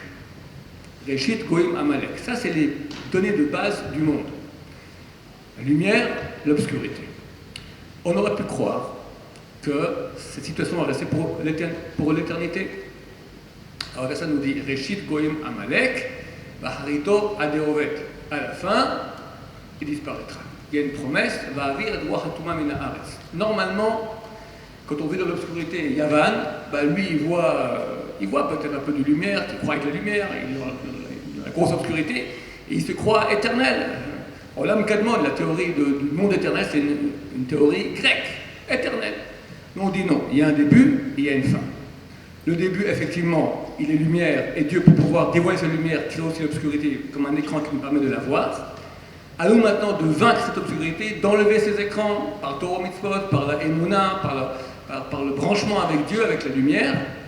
Et par cela, nous-mêmes allons amener la fin de Amalek. Mais il est clair qu'Amalek, sentant sa fin venir, il y a un renforcement.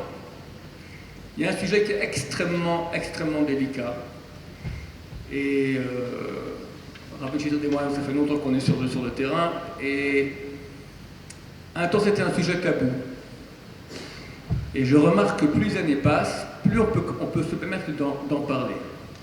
On va en parler un peu maintenant, qu'on est un jour de lumière. C'est la Shoah. Un temps, il ne fallait pas avoir une barbe et prononcer le mot Shoah, parce que c'était l'antithèse. La question numéro 1 que quelqu'un pose, est-ce que Dieu existe? Si on répond oui, alors pourquoi la Shoah? C'est la question numéro 2, c'est question bateau, mais c'est une bonne question. Je ne vais pas y répondre. Peut-être que je vais donner la réponse qu'on donne. La réponse qu'on donne, c'est que il y a une infinité, il y a beaucoup de raisons, presque infinies, qui ont provoqué la Shoah. Mais parmi ces raisons, il y a aussi quelques raisons qu'on peut comprendre. Il y a une infinité qu'on ne comprend pas. Elles appartiennent à Dieu, des choses qui nous dépassent. Dieu est infini, et quand l'infini agit dans le fini, ça prend des proportions colossales. Aujourd'hui, il y a une chose qu'on peut commencer à dire, qui était invisible il y a quelque temps, quand on voit les miracles que Dieu nous fait aujourd'hui. Il est clair que, en fin de compte, Adolf Hitler aujourd'hui n'est plus. 6 millions de juifs morts dans la Shoah, dans une souffrance terrible, c'est vrai. Mais aujourd'hui, Baruch Hashem, Am Yisrael Chavekayam, il y a un retour en terre d'Israël, il y a le miracle le plus grand que dont nous sommes les témoins quotidiens qui est complètement anormal, mais c'est le miracle des miracles, la tchouva. Comment des gens qui étaient hier à Perpète-les-Oies, comment tu dis en arabe? Voilà, Halhali encore plus loin, d'accord? Mais c'est inimaginable. Il y en a quelques-uns là dans la salle que je connais, mais il y a quelques semaines, où ils étaient? Dieu il vient, plac! Ça n'existe pas gratuit dans la Torah. Hinam, le Zohar dit, c'est une force. Quand Abraham Avinu veut acheter le Kol Mapala, il l'achète avec l'argent comptant. Hinam, c'est le mal. Dieu ne fait jamais rien Hinam. Je ne sais pas pourquoi il y a eu la Shoah, il y a beaucoup de raisons. Mais il y a une chose que je vois, c'est certain, que le mérite de nos ancêtres, morts dans la Shoah, fait qu'aujourd'hui, il y a beaucoup de lumière qui vient. Ils sont là-haut et ils prient et ils disent à Dieu, moi j'ai souffert, je suis mort, ma famille, tout ça. Pourquoi? Mon petit-fils, parce que moi j'ai vécu la Shoah, maintenant il a tout quitté. Mon fils a quitté, le petit-fils il revient. Combien aujourd'hui de gens, on voit sur Internet, par des gens qui viennent, des Ashkénazim qui étaient quoi, chrétiens, ils ont découvert à l'âge de 20 ans qu'on avait menti, et ils reviennent. Grâce à quoi? Est-ce que c'est normal? On a parlé maintenant de Bereshit. Bereshit, t'as dit Rocher, c'est Yavan. Alors, Midrash dit Tohu, c'est Malchut, c'est toute histoire, d'accord? Tohu, c'est Babylonie. Vavohu, c'est Paras. Rocher, c'est la Grèce. Apne Tehom, Tehom, c'est le précipice, c'est Malchut Edom, dont on ne voit pas la fin, tellement l'exil de Edom il est long, bientôt 2000 ans. Ruach Elokim, Merachef el Apne Hamayim. Et Ruach Elokim, c'est le nom du Mashiach. Merachef est appelé à Hamayim qui plane sur la surface des eaux, sur les lames du peuple d'Israël qui font tchouva. Nous sommes en train de vivre maintenant, Maïmonide écrit, qui a une promesse, comme quoi, c'est marqué comme ça, En Israël Nigalim El Ayade Tchouva. Le seul moyen pour avoir la Géoula, c'est la Tchouva. Shema Tomar, peut-être tu me diras, peut-être qu'on ne fera jamais Tchouva. Alors Torah a promis qu'à la fin on fera Tchouva. Et je pense, je ne sais pas si tu partages mon avis, on ne connaît pas dans l'histoire de mouvements pareils. Est-ce qu'on connaît avant la Shoah un qui a fait Tchouva? Vous connaissez dans l'histoire un qui a fait Tchouva avant la Shoah? Peut-être qu'il y en a eu. En tout cas, on ne le connaît pas, il n'est pas connu. Aujourd'hui, dans quelle famille il n'y a pas un Baal Tchouva? Et c'est pas que. C'est vrai que la France, elle est. Baruch Hashem, même pareil, et d'autres, Baruch Hashem, il y a beaucoup de gens qui reviennent. Je crois qu'un des terrains les plus. C'est des Sfaradim, c'est des gens. Mais partout, en Hongrie. Vous savez, je crois que Arachim, la maison de Tchouva, fait un séminaire par semaine en Thaïlande. Un séminaire de 100-200 personnes en Thaïlande, à Los Angeles, partout dans le monde, et les gens reviennent.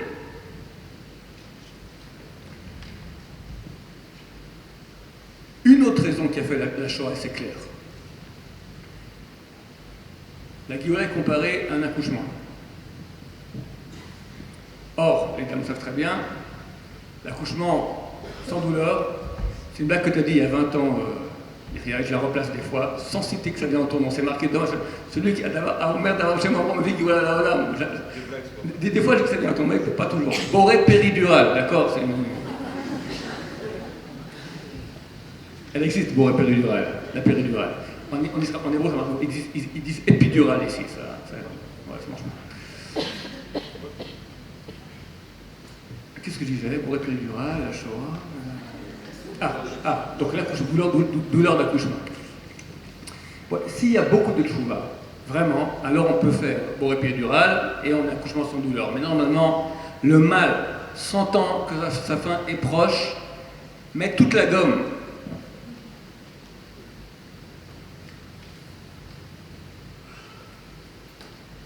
Le Chafetz Chaim a annoncé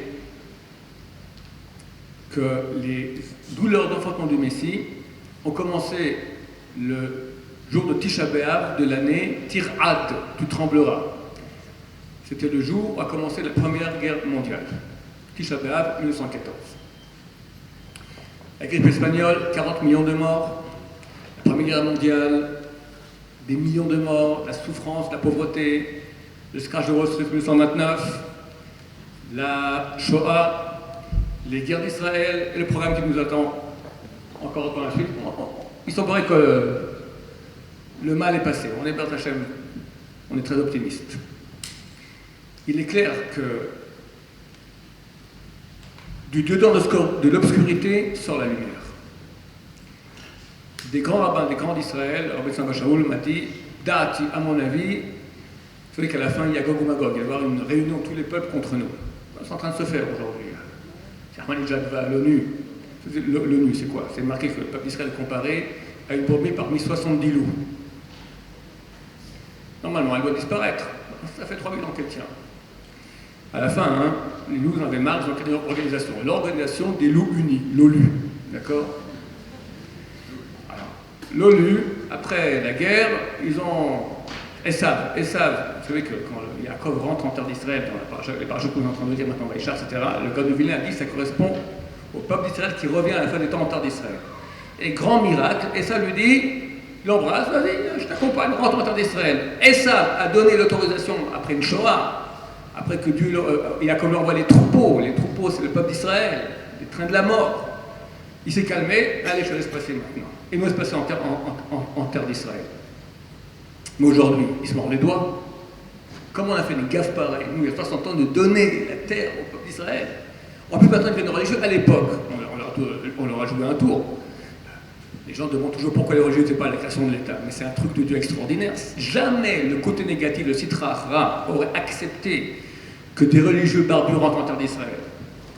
Mais quand on a dit au côté négatif, Dieu a dit au côté négatif, tu sais quoi, on va essayer de les Juifs rentrent en terre d'Israël. Il dit non, je veux pas. Si les Juifs rentrent en terre d'Israël, c'est fini, Mashiach il arrive, c'est le temps, c'est terminé. Écoute, ce que tu n'as pas réussi à faire pendant 2000 ans, les Juifs vont le faire. Tu as tout amené sur les Juifs, même une Shoah, ils sont encore vivants.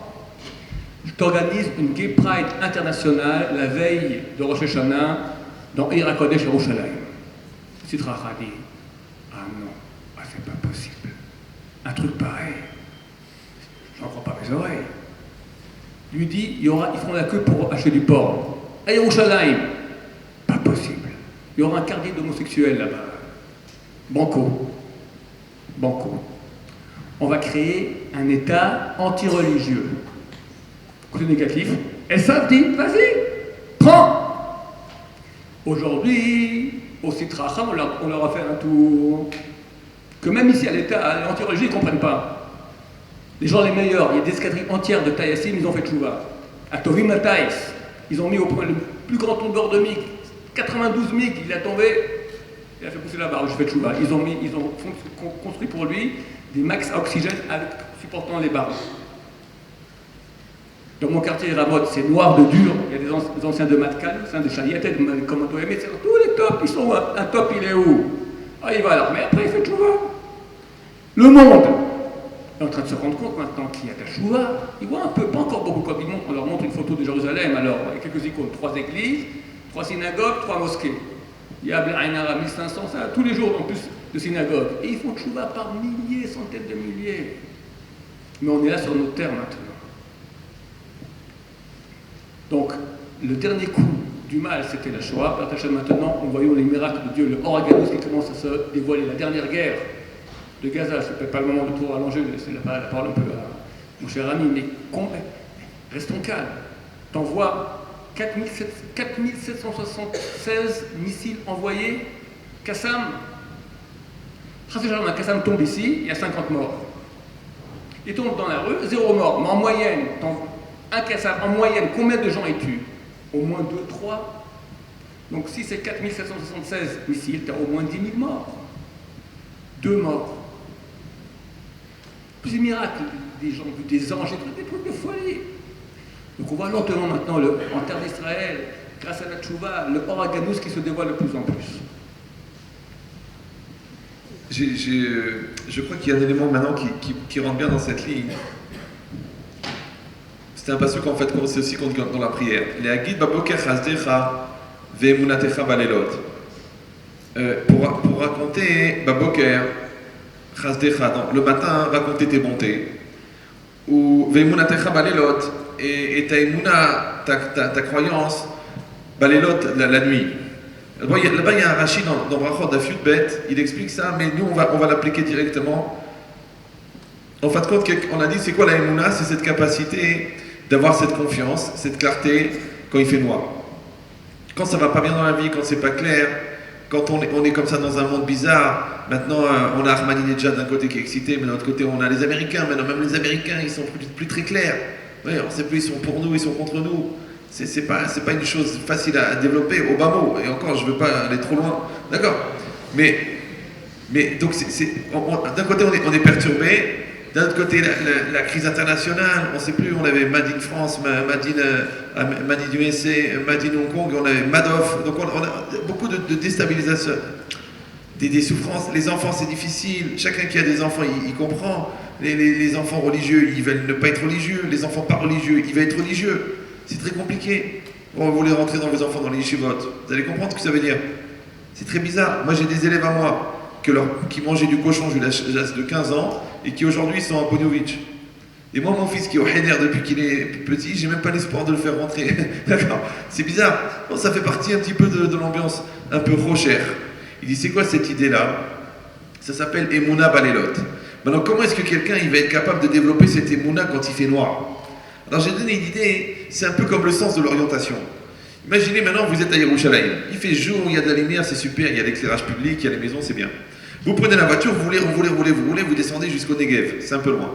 Après, vous quittez le dernier village du Negev et vous roulez. Là, il n'y a même plus d'éclairage, il n'y a plus que les phares de la voiture. Après, vous arrêtez la voiture, les phares sont encore allumés, et là, qu'est-ce que vous faites? Vous éteignez les phares. Là, il commence vraiment à faire noir. Après, vous sortez de la voiture et un tâton, comme ça, vous marchez sur la route, vous marchez. Et après, vous prenez un petit chemin, vous rentrez dans une espèce de palmeraie dans le noir, vous voyez rien, vous touchez les arbres. Et puis là, vous sentez vraiment que vous êtes perdu. Une nuit sans lune, d'accord? Les nuages qui recouvrent tout. Et là, vous êtes, ce qu'on dit en anglais, khlet. D'accord? Alors c'est là que le sens de l'orientation, il est nécessaire. Alors tu sais par où c'est, par où je suis venu. Tu essaies de reconstituer ta trajectoire, après tu essaies de comprendre, de prendre des repères, il n'y a pas de repères. Maintenant, plus ça va, normalement plus ça va, plus les repères ils disparaissent. C'est marqué qu'à la fin des temps, tous les vieux chachamim ils vont mourir, il va rester que des jeunes, et chacun il va dire que c'est lui qui détient la vérité. Je ne sais pas si vous me suivez. Ça s'appelle le balagan. On peut trouver aussi une obscurité lumineuse. On ne comprend plus rien. On ne comprend plus rien, d'accord? Donc c'est quoi cette idée-là? Ça s'appelle Emouna Balelot. Donc plus l'obscurité va être profonde, et plus quelqu'un il va avoir besoin de la Emouna. Le problème, c'est comment on développe cette Emouna. Ah, quelqu'un il va dire c'est facile, tu étudies la Torah, tu vas plus à la yeshiva, tu révises tes livres de Moussar, tu essaies de voir Hachem devant toi, tu développes la Emouna. Je vous donne la clé. La clé est marquée dans le Passouk.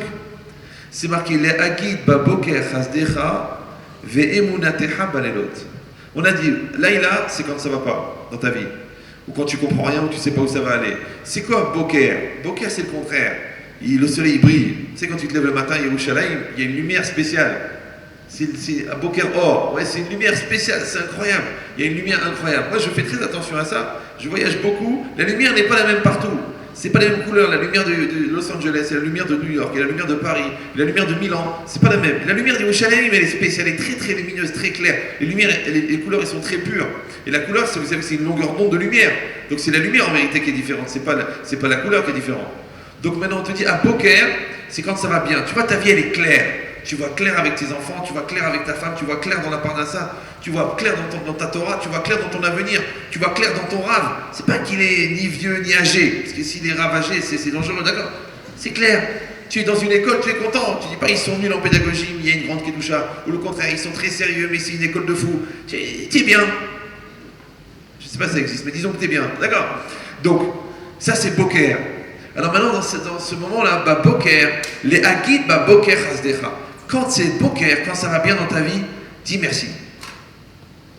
Les Agid Hasdecha. Dis merci. Dis merci. Dis, mais pas comme nous. Baruch Hashem, Baruch Hashem, Baruch Hashem, Ma'an Hashem, Hasde Hashem, Hashem, Baruch Hashem, Hashem, Hashem, Hashem. Tu sais plus ce qu'il dit exactement. Qu'est-ce qu'il dit? Non, tu dois dire Baruch Hashem. Wow. Pourquoi quand ça va bien, dis que ça va bien? Les gens disent, non, ça va bien. Non, mais ça va bien. Ça va bien.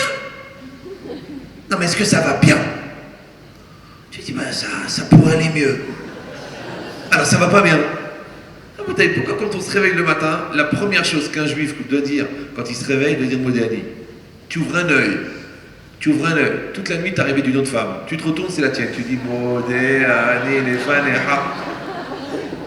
Tu es arrivé que tu vivais à Hollywood. Ouais, tu dis bon, c'est beau, être vegan, mais bon. Ouais, tu es arrivé. Pourquoi tu dis Modéani? Pourquoi on dit Modéani en se réveillant? Moi, je pense qu'on devrait faire se lever, se laver la figure, faire la prière, prendre un bon repas, aller à la banque, demander la position. Et quand le banquier va nous dire 113 millions d'euros, on va dire Modéani, les fans, et ha. Pourquoi on dit Modéani en se réveillant? Ah, bataille, c'est pas shoot. Quand tu ouvres les yeux, déjà tu es vivant. Mais tu sais pas si tu es hémiplégique, tu sais pas encore. Donc tu bouges, tu dis, je suis pas hémiplégique. Après mes bras ils marchent, mes pieds ils marchent. Après mes yeux ils marchent, ma bouche elle marche. Je respire. Tu respires sans tuyau, c'est extraordinaire. Tu peux aller aux toilettes tout seul, tu n'as pas une bourse, mais c'est magnifique. Ton sang il est normal, tu n'es pas obligé de faire une dialyse tous les 3 jours, mais c'est magnifique. Mais tu dois dire Modéani toute la journée, toi. Non, les gens, qu'est-ce qu'ils veulent? Ils veulent des miracles. Moi, je voudrais trouver une femme extraordinaire. Moi, je voudrais gagner 1 milliard. Moi, je voudrais que mes enfants y soient Baba Salé. Ils veulent des miracles. Rabotaï, miracle en hébreu, c'est Nes. Maintenant, est-ce que Nes, c'est un miracle? Ou Nes, c'est une Raya? Les gens, ils veulent des miracles. Ils veulent des choses extraordinaires. Mais des fois, c'est extraordinaire. Est-ce que c'est extraordinaire ou c'est de rendre l'ordinaire extra? Moi, je vois par exemple, dans les Shalom Bayit, je travaille un petit peu dedans, les gens, ils ont des vies de quotidien pourries. Ils s'insultent, ils s'engueulent, ils se maudissent, ils s'énervent, il lui met du sel parce qu'il n'aime pas le sel, il lui met du sucre parce qu'il est diabétique. Vraiment, les gens, c'est une ambiance. Mais grâce à Dieu, en fin d'année, ils se payent des vacances paradisiaques. Rappelez-vous que si vous passez une semaine paradisiaque, ça veut dire que le reste de l'année va être un enfer. Moi, j'ai dit le contraire. Au lieu de faire des vacances extraordinaires, fais un quotidien extraordinaire. Fais un quotidien. Sois gentil, sois sympathique, sois doux, sois... Ouais. Ton fils, tu l'insultes, tu le maudis, tu le fracasses, tu le casses, tu dis mais je lui ai payé son permis. Il n'a rien à dire. Il ne pourra pas dire que j'étais méchant avec lui. Peut-être qu'il préfère que tu lui passes le permis et tu es gentil, tu le respectes, tu lui parles gentiment. Ça veut dire rendre le quotidien extraordinaire plutôt que de rendre le quotidien extraordinaire. Vous voyez cette logique-là? Parce que c'est la même chose. Toi, tu peux voir Hachem dans le quotidien. Tous les jours, tu peux le voir. Tous les jours. Baruch Hashem, Baruch Hashem, Baruch Hashem. Ou tu peux dire non, tu sais, écoute, en ce moment, ça va pas, c'est pas vrai. Il faut dire la vérité. La parnassa, c'est dur. Le shalom, c'est dur. La paix, c'est dur. L'ambiance, c'est dur. La rue, c'est dur. Tout est dur. Et tu dis, comment tu fais? Grâce à Dieu. Ça veut dire, la vie, c'est la mort. Grâce à Dieu. Donc Dieu, il est devenu le Dieu des cimetières. Le contraire. Ça s'appelle Betahai. Le contraire. Tu dois avoir la vie partout, pas la mort partout. Tu dois avoir la vie. Les gens, ils se lèvent le matin, je suis crevé. Le soir, je suis mort. Tu dis, entre les deux, ils sont quoi? Ils sont dans le coma. Tu dois te lever comme le feu et te coucher comme le feu. Tu dois être bien, tu dois être heureux, tu dois être souriant. C'est quoi? Pourquoi? Parce que tu vois la lumière. C'est la guide Babok. Mais dis merci, mais arrête de râler, arrête de te plaindre. Arrête de souffrir, arrête de souffler. Tu sais, les gens, ils soupirent. Mais je vous rappelle que la vie, elle vient par le souffle. Et la vie, elle part par le souffle. C'est marqué dans la Gemara. Comment quelqu'un meurt? C'est comment vous avez déjà vu quelqu'un mourir? Non? On dit en français le dernier souffle. En vérité, il fait soupir. Il fait comme ça, il fait... Non, j'ai vu des gens mourir, moi. La personne, elle meurt, c'est un soupir. C'est ce que ça veut dire? Ça veut dire que les gens qui soupirent tous les jours, ils meurent tous les jours. Il y en a dès qu'ils se lèvent le matin. Wow. Wow. Ça sert à quoi ça sert? Ça marchera pas. Tu la connais pas. Vous vous rendez pas compte. Il n'y a aucune chance. Le magasin il est foutu. La situation est dure. La conjoncture est mauvaise. Là, toute la journée en train de soupirer. Soupirer, c'est mourir un peu. Il y a des gens qui vivent et ils meurent une fois, eux ils meurent tous les jours. Doucement, doucement, doucement. Mais respire. Inspire. Expire. Une fois. Il y a des gens, quand tu les vois comme ça, qui sourient, tu leur dis, oh, tu manques d'expiration. Oui. Tu fais le contraire. Tu prends de la force. Comment tu prends de la force? Les Hagid Babok et Chazdecha. Quand il fait beau dans ta vie, quand il fait clair, mais dis merci. Mais vraiment, il faut le penser. Quand quelqu'un dit merci, il se nourrit. Il ne se rend pas compte qu'il se nourrit. C'est ça la santé. La santé, c'est de prendre les vitamines qu'Hachem il a mis dans la réalité. Je ne sais pas si vous avez dit ça la dernière fois. J'avais été donner un cours à Genève, une ville très connue de notre collègue. Et je suis dans une maison, un blindé. C'est-à-dire il avait la porte blindée, le reste aussi, tu vois. Tout était... Et le type, il me fait genre visiter la maison. C'était une maison Roche-Beaubois de collection. Ouais, tout était nickel de chez Magnifique. On dirait un catalogue. Et moi, j'étais fatigué. Je cherchais un truc. Et je devais donner la cour dans le salon. C'est un petit salon, il y avait 150 personnes dans le salon. Et il y avait 4 salons, c'est pour vous dire le genre de baraque. Et je cherchais comme ça. Et derrière, il y avait une très belle lumière. Il y avait une piscine et il y avait une pelouse. Et la pelouse, elle était d'un vert lumineux. Et moi, maintenant, avant la conférence, elle me dit, vous voulez un coca, vous voulez un truc? Je dis, non, non, non. Et je regarde la pelouse comme ça pendant 10 minutes. Elle a cru que j'étais fou. Elle a pensé que j'avais besoin d'herbe.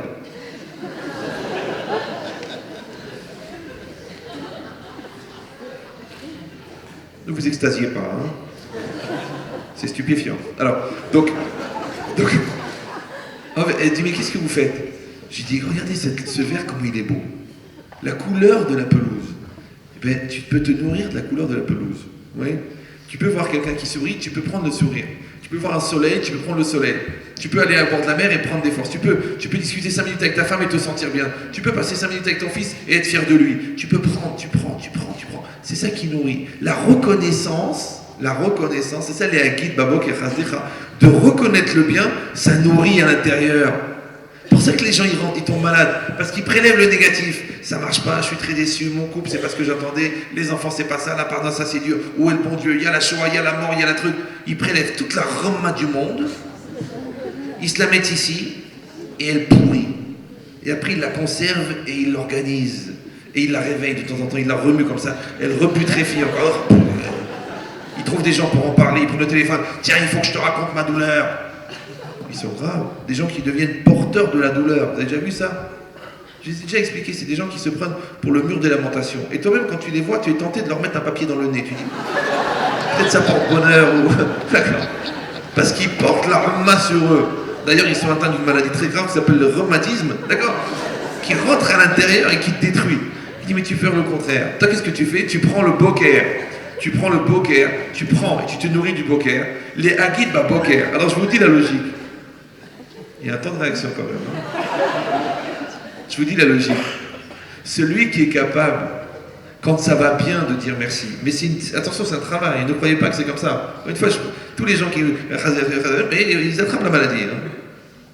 Comprenez ou non? Ils perdent les cheveux, ils perdent le dent, mais grâce à Dieu, grâce à Dieu. Pourquoi? Parce qu'ils ne sont pas Rochev. Ils sont Rochvim. Comprenez ou non? On a dit tout à l'heure, sauf Ma'aseh, be Mahashava Techila. Quelqu'un, il a la mahashava, mais il n'a pas la hashivut. Une fois, j'ai dit à un arabe, pourquoi vous dites pas ce que vous pensez? Il m'a dit, je dis ce que je pense. Je dis, non, vous dites pas ce que vous pensez. Vous dites ce que vous pensez devoir penser. Mais vous ne le pensez pas. Donc, comme vous ne le pensez pas, les gens, quand vous écoutent, ils ne le pensent pas. Puisque vous ne leur dites pas ce que vous pensez. Vous pensez, vous dites ce que vous pensez devoir penser. D'après la Torah, vous devez penser. Alors, vous pensez devoir penser. Alors, eux, qu'est-ce qu'ils font? Ils font comme vous. Ils font genre, ils pensent. Ça fait un club. Des gens qui pensent qu'ils doivent penser. Mais au fond, ils ne le pensent pas. Mais le problème, c'est que ce que tu es, c'est ce que tu penses. Et ce que tu penses, c'est ce que tu es. Rochef, c'est Chachouv. Ce qui est Chachouv pour toi. Qu'est-ce qui est Chachouv pour toi? C'est ça la Mahashava. Donc un homme, dans sa Mahashava, il va faire rentrer que ça va bien. Et c'est pas la méthode Koué. Comprenez ou non?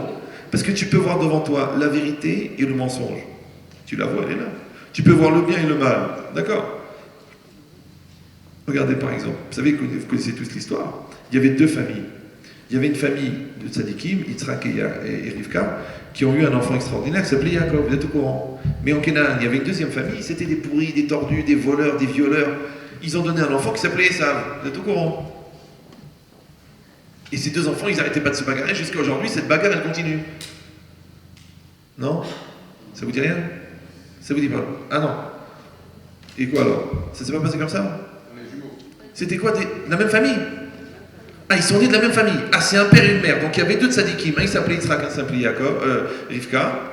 Et ils ont fait Ah, donc les deux frères. C'était des frères, Yaakov et Esav. Ah. Mais au moins, ils doivent avoir des années de différence, parce qu'un pourri comme ça et un tzaddik comme ça, c'est pas possible qu'ils soient nés. Ah, en plus, ils sont jumeaux. Jumeaux. Ça veut dire, c'est une fécondation. Un seul œuf. On l'a coupé en deux. La moitié, c'est devenu un tzaddik. L'autre moitié, c'est devenu un rachat. C'est très grave. Ça veut dire que les mêmes constituants du rachat, c'est les mêmes que le tzaddik. Parce que nous, on aurait pensé que les ronces, elles poussent des ronces, et les roses, elles poussent des roses. Non. Oui, c'est les mêmes constituants. Donc première chose, c'est que les mêmes constituants, ils font le tzaddik et le rachat. Deuxième, c'est un problème, c'est que Yaakov, il aurait pu devenir Esav, et Esav, il aurait pu devenir Yaakov, parce que c'est le même constituant. Et enfin, troisièmement, et ça c'est plus grave, c'est quoi un tzaddik?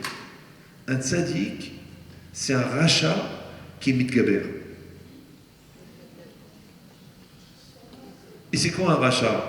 Un rachat, c'est un tzaddik qui n'est pas mitgaber, qui ne se maîtrise pas. C'est bon ou non? Donc maintenant, nous, on va avoir un problème. Parce qu'on a dit, il y a le rocher et il y a le or. D'accord? Il y a les Yevanim, mais essayez de comprendre. Puisqu'il y a du Yaakov dans Esav, et il y a du Esav dans Yaakov, c'est quoi le Yetzer Hara d'un Yaakov? C'est soit d'aller chercher le Esav qui est chez lui,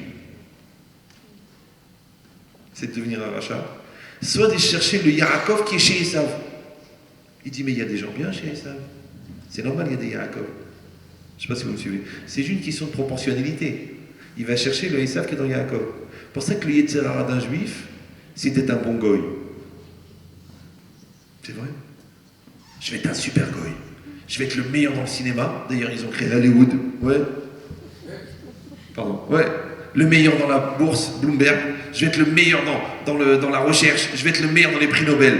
Le Yetzer Hara du juif, c'est d'être un super goy. Mais d'être un super goy pour un juif, c'est facile. Regardez par exemple.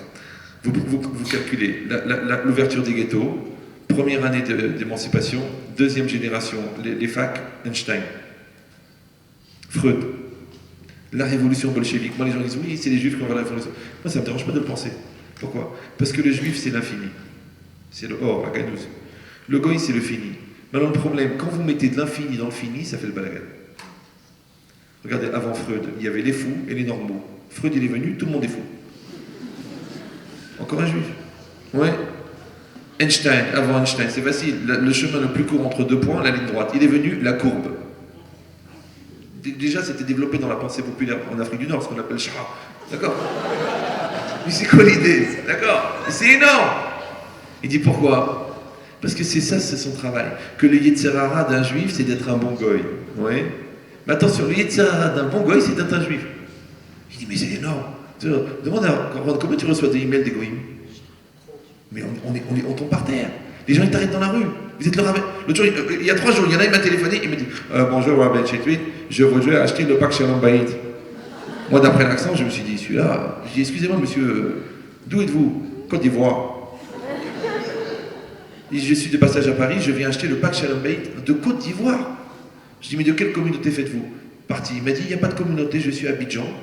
J'ai vu le cours sur Internet, je veux sauver mon couple. Les juifs, on leur offre, ils ne le veulent pas. Le goy, il prend l'avion pour venir l'acheter. Je ne sais pas si vous sentez la différence, non? Il y en a, ils ont des problèmes de couche. Je leur ai offert le pack, j'ai dit comment ça se passe? On l'a gardé, il est là, il est bien, il est dans la bibliothèque. Grâce à Dieu, la maison elle va bien, il y a le shalom dans le baït. Mais nous on va très mal.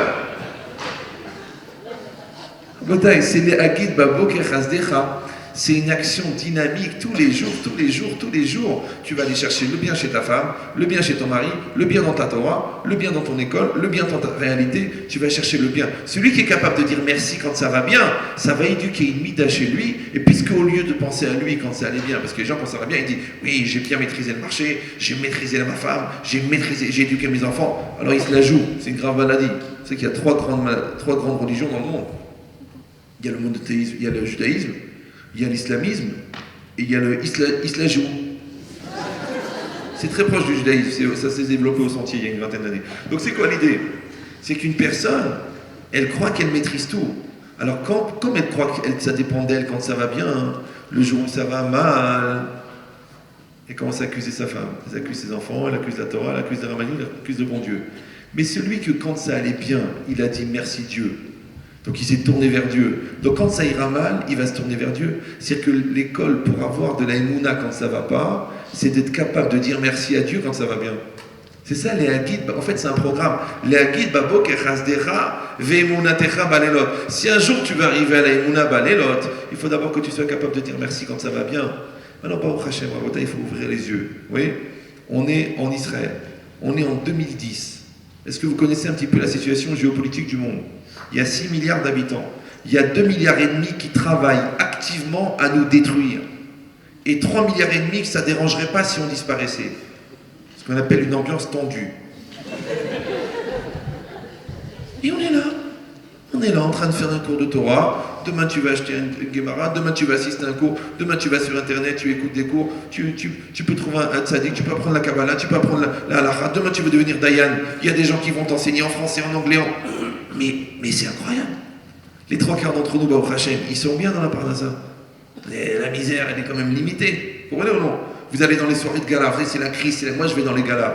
Je peux vous dire que la crise, elle est bizarre. Hein. Ce soir, vous avez 500 000 euros, et là, 730 000 euros, et là, 1,5 million d'euros, et là, 2 millions. Tu dis, et ouais, quelle crise? Je sais pas. Je me rappelle, on avait une école Goy en face de la yeshiva. Les parents d'élèves, ils avaient fait une grève parce qu'ils avaient décidé, l'école, d'augmenter la scolarité, à l'époque c'était en francs, de 20 francs. 20 francs. Nous, ils doublent chaque année. Et il n'y a pas un qui se révolte, il dit c'est normal. Les pauvres, comment ils vont faire? Le directeur, il a besoin d'une piscine, c'est normal, ils ont besoin. D'accord, donc, et grâce à Dieu, on donne. Et encore de la zaka, et encore. Ça veut dire que c'est de la folie, c'est de la folie. Mais bon, Hachem. Donc on pleure, mais on donne. Combien ou non? On a la santé, on a la paix, on a la parnassa, on a de l'ambiance, on a des amis, on a de la santé. Comment quelqu'un peut se plaindre? Et là, c'est Esav à l'intérieur qui se plaint. Parce que Esav, c'est Amalek. Amalek, c'est quoi? C'est Safek. Le Safek, il tue le béné Israël. Nous, on doit être Vadaï. Quand nous, on est Vadaï, quand nous, on est sûr, Amalek, il est Safek. Il ne sait pas comment nous toucher. Mais quand nous, on est Safek, quand nous, on a des doutes sur la croyance, Amalek, il est Vadaï. La haine de Amalek, elle est quand le juif, il est en doute. Et quand nous, on est clair, lui, il est en doute. Il dit, écoute, cela, on ne les comprend pas, et c'est un peu bizarre, on ne sait pas comment il marche. Maintenant, si nous, on est Vadaï, lui, il est Safek. Ve'en Safek motzimi de Vadaï. Un Safek ne peut pas enlever d'un Vadaï. Donc, notre travail à nous, c'est de renforcer notre Vadaout. Et cette Vadaout, c'est la lumière. C'est ça, la lumière. C'est ça qu'ils ont compris, les Hashmonaïm. Ils ont dit, mais nous, ce qu'on a besoin, c'est quoi? C'est voir la Shekhina avec nous. Donc ils ont choisi d'allumer le ner, parce que le ner, a dit la Gemara dans Shabbat Avkav Bet, Eidout i be Israël, Shechrina shkouya be Israël. C'est un témoignage que Dieu réside. Et comment on appelle la Shekhina? C'est quoi la Shekhina? Et la Shekhina, c'est la présence divine. Mais c'est quoi la présence divine? La présence divine, c'est la communion de la bonne volonté juive. Quand 10 juifs se réunissent pour prier, il y a la Shekhina. Quand ils se réunissent pour frimer, il n'y a pas la Shekhina. Mais quand ils se réunissent pour prier, il y a la Shekhina. Quand 2 juifs étudient la Torah, Shekhina benehem. Quand un homme et une femme ils s'aiment, Shekhina benehem. Donc c'est quoi la Shekhina? La Shekhina, c'est la conjonction des bonnes volontés. Or d'où elle vient la volonté? Elle vient de la Neshama. Et la Neshama, elle est divine. Donc la conjonction des volontés qui en fait sont les deux énergies divines, c'est ça la Shekhina. Donc eux, ils ont voulu quoi? Ils ont voulu être sûrs que la Shekhina, elle est avec eux. Parce que si quelqu'un il perd la Shekhina, c'est ça qu'il a perdu son statut de juif, qu'on a du mal à définir. Parce que la seule particularité du juif, c'est sa proximité avec Hachem. C'est tout ce qu'il a. Le reste, il est comme tout le monde. Prenez un bon juif, enlevez-lui la kippa. C'est un goy. Il n'y a pas de différence. Et là, quoi? Parce qu'il a une lumière. Cette lumière-là, c'est quoi? On a dit Kiner mitzvah vetora or. Kiner mitzvah vetora or. Qu'est-ce qu'il dit Rabbi? Il y a une Gemara dans Sanhedrin qui parle de la Géoula et qui dit Masya Shalut Talmida et Rabbi Lazar. Ils ont demandé, ses élèves, Rabbi Lazar, que doit faire la personne pour être sauvée des douleurs d'enfantement du Messie? C'est la situation dont tu parles aujourd'hui, qui est roche, obscurité, on ne comprend rien. Qu'est-ce qu'on doit faire? Tu parles donc de Emouna. Je pense qu'il faut rajouter un. Alors comment? Il a répondu, Rabbi Lazar,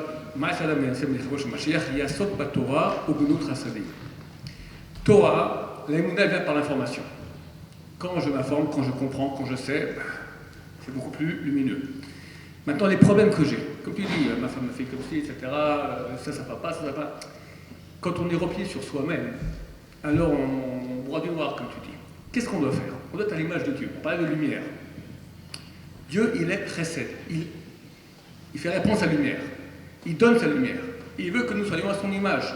Quand quelqu'un va commencer à développer son énergie divine, comment? En donnant, pas pensant à lui, en pensant à l'autre. Ça, c'est le chesed. Et la Gemara dit, elle n'est pas une fait du chesed. Ya'asok b'chesed. Ya'asok b'chesed, ça veut dire, soit occupé au chesed. Occupé, c'est-à-dire jour et nuit, comment faire du bien à l'autre. M'inquiéter de l'autre, sourire à l'autre. Quand quelqu'un s'occupe, alors il devient, lui-même devient, il commence à... Quand j'étais jeune, je faisais beaucoup d'introspection, d'accord? Qui suis-je? Ben, tu arrives à un grand point d'interrogation extrêmement angoissant, parce qu'on ne peut pas savoir qui nous sommes, parce qu'on est vraiment infini. Alors comment faire pour être? Chacun de nous veut percevoir qu'il est. Vivre intensément. Chacun veut vivre intensément. Il n'y a pas de vie plus intense que pas s'occuper de soi, s'occuper de l'autre. Parce que là, à ce moment, tu deviens à l'image de Dieu. Dieu, il est donneur, tu deviens donneur. Donc forcément, Dieu maintenant fait passer par toi un courant divin. Ben, tu commences à éclairer. Une ampoule, comment elle éclaire? Quand il y a un courant qui passe, plus il y a du courant, plus... Et c'est marqué... L'histoire, elle est comme ça. Je vais rajouter le dernier détail. Dans cette même page, c'est marqué, il y a une discussion entre deux rabbins. Un qui s'appelle Oula. Et Oula, il dit que le Mashiach vienne, je ne vais pas être présent quand il va venir. Pourquoi? Parce que l'obscurité qu'il y aura à cette époque-là, elle sera terrible. Moyen mnémotique de se souvenir du nom du rabbin, Oula. Ça va être terrible. Rabbi Yochanan, il dit Yété qui viennent et que j'ai la chance de m'asseoir à l'ombre du crottin de son âme. C'est même dans les conditions les plus difficiles, d'ombre et de noir, je veux être là-bas quand Mashiach viendra. Il y a un autre qui a dit aussi, comme Oula, qui ne voulait pas être présent, il s'appelle Rabat. Abaye demande Rabat. Rabat, pourquoi tu ne veux pas être présent? Pourquoi tu ne dis pas comme Rabbi Yochanan qui dit qu'il veut être présent même à l'ombre de crottin? Toi tu dis que tu ne veux pas être présent, pourquoi? Les élèves de Rabbi Eliezer lui ont demandé que doit faire la personne pour être sauvée des douleurs de l'enfantement du Messie, qui soit assaut, qui soit occupé à l'étude de Torah et au chesed. Or toi, Rabat, tu es un grand Torah et tu fais beaucoup de chesed. Il a répondu Rabat, j'ai peur du Shema Igrobachet, j'ai peur du péché. Il y a un troisième condiment aussi, une troisième chose dans la recette. Si quelqu'un il a des péchés, il met des écrans entre lui et Dieu. Alors même s'il veut faire, il ne pourra pas, on doit faire tchouva, on doit réparer le regret. La tchouva, c'est une chose qui est très facile. Quelqu'un prend sur soi de changer. Pas tout. On commence step by step, étape par étape. Je regrette ce que j'ai fait, je change. Ça amène une lumière extraordinaire. Le Oraganous, c'est ça. Le Oraganous, cette lumière qui a fait que nous soyons amis jusqu'à aujourd'hui, c'est la tchouva. Voilà pour moi. Alors, peut-être une dernière question sur la Géoula. Est-ce que ce qu'a dit le Rav Menchetrit en parlant, Sarakol, de cette bonne volonté, de ce que l'on pourrait appeler le Aïn Tova, avoir un Aïn Tova, est-ce que c'est la clé envers l'autre, le Aïn Tova envers l'autre, envers son prochain, pas seulement envers soi, mais envers son prochain, est-ce que c'est la clé de la Géoula? Parce que je veux dire absolument, pour sauver des douleurs d'enfantement du Messie, Chesed. Chesed, c'est l'œil vers l'autre, c'est l'unité aussi entre Am Israël, c'est Aïn Tova vers moi-même, comme a dit le Rav, regardez ce qui va bien chez moi. Ça, c'est aussi par beaucoup la connaissance, l'étude de Torah, et faire ce qui ne va pas, l'éliminer en faisant tchouva. Voilà, je vous souhaite de passer une bonne fin de fête de Hanouka, Chodesh Tov, Shabbat Shalom, à bientôt.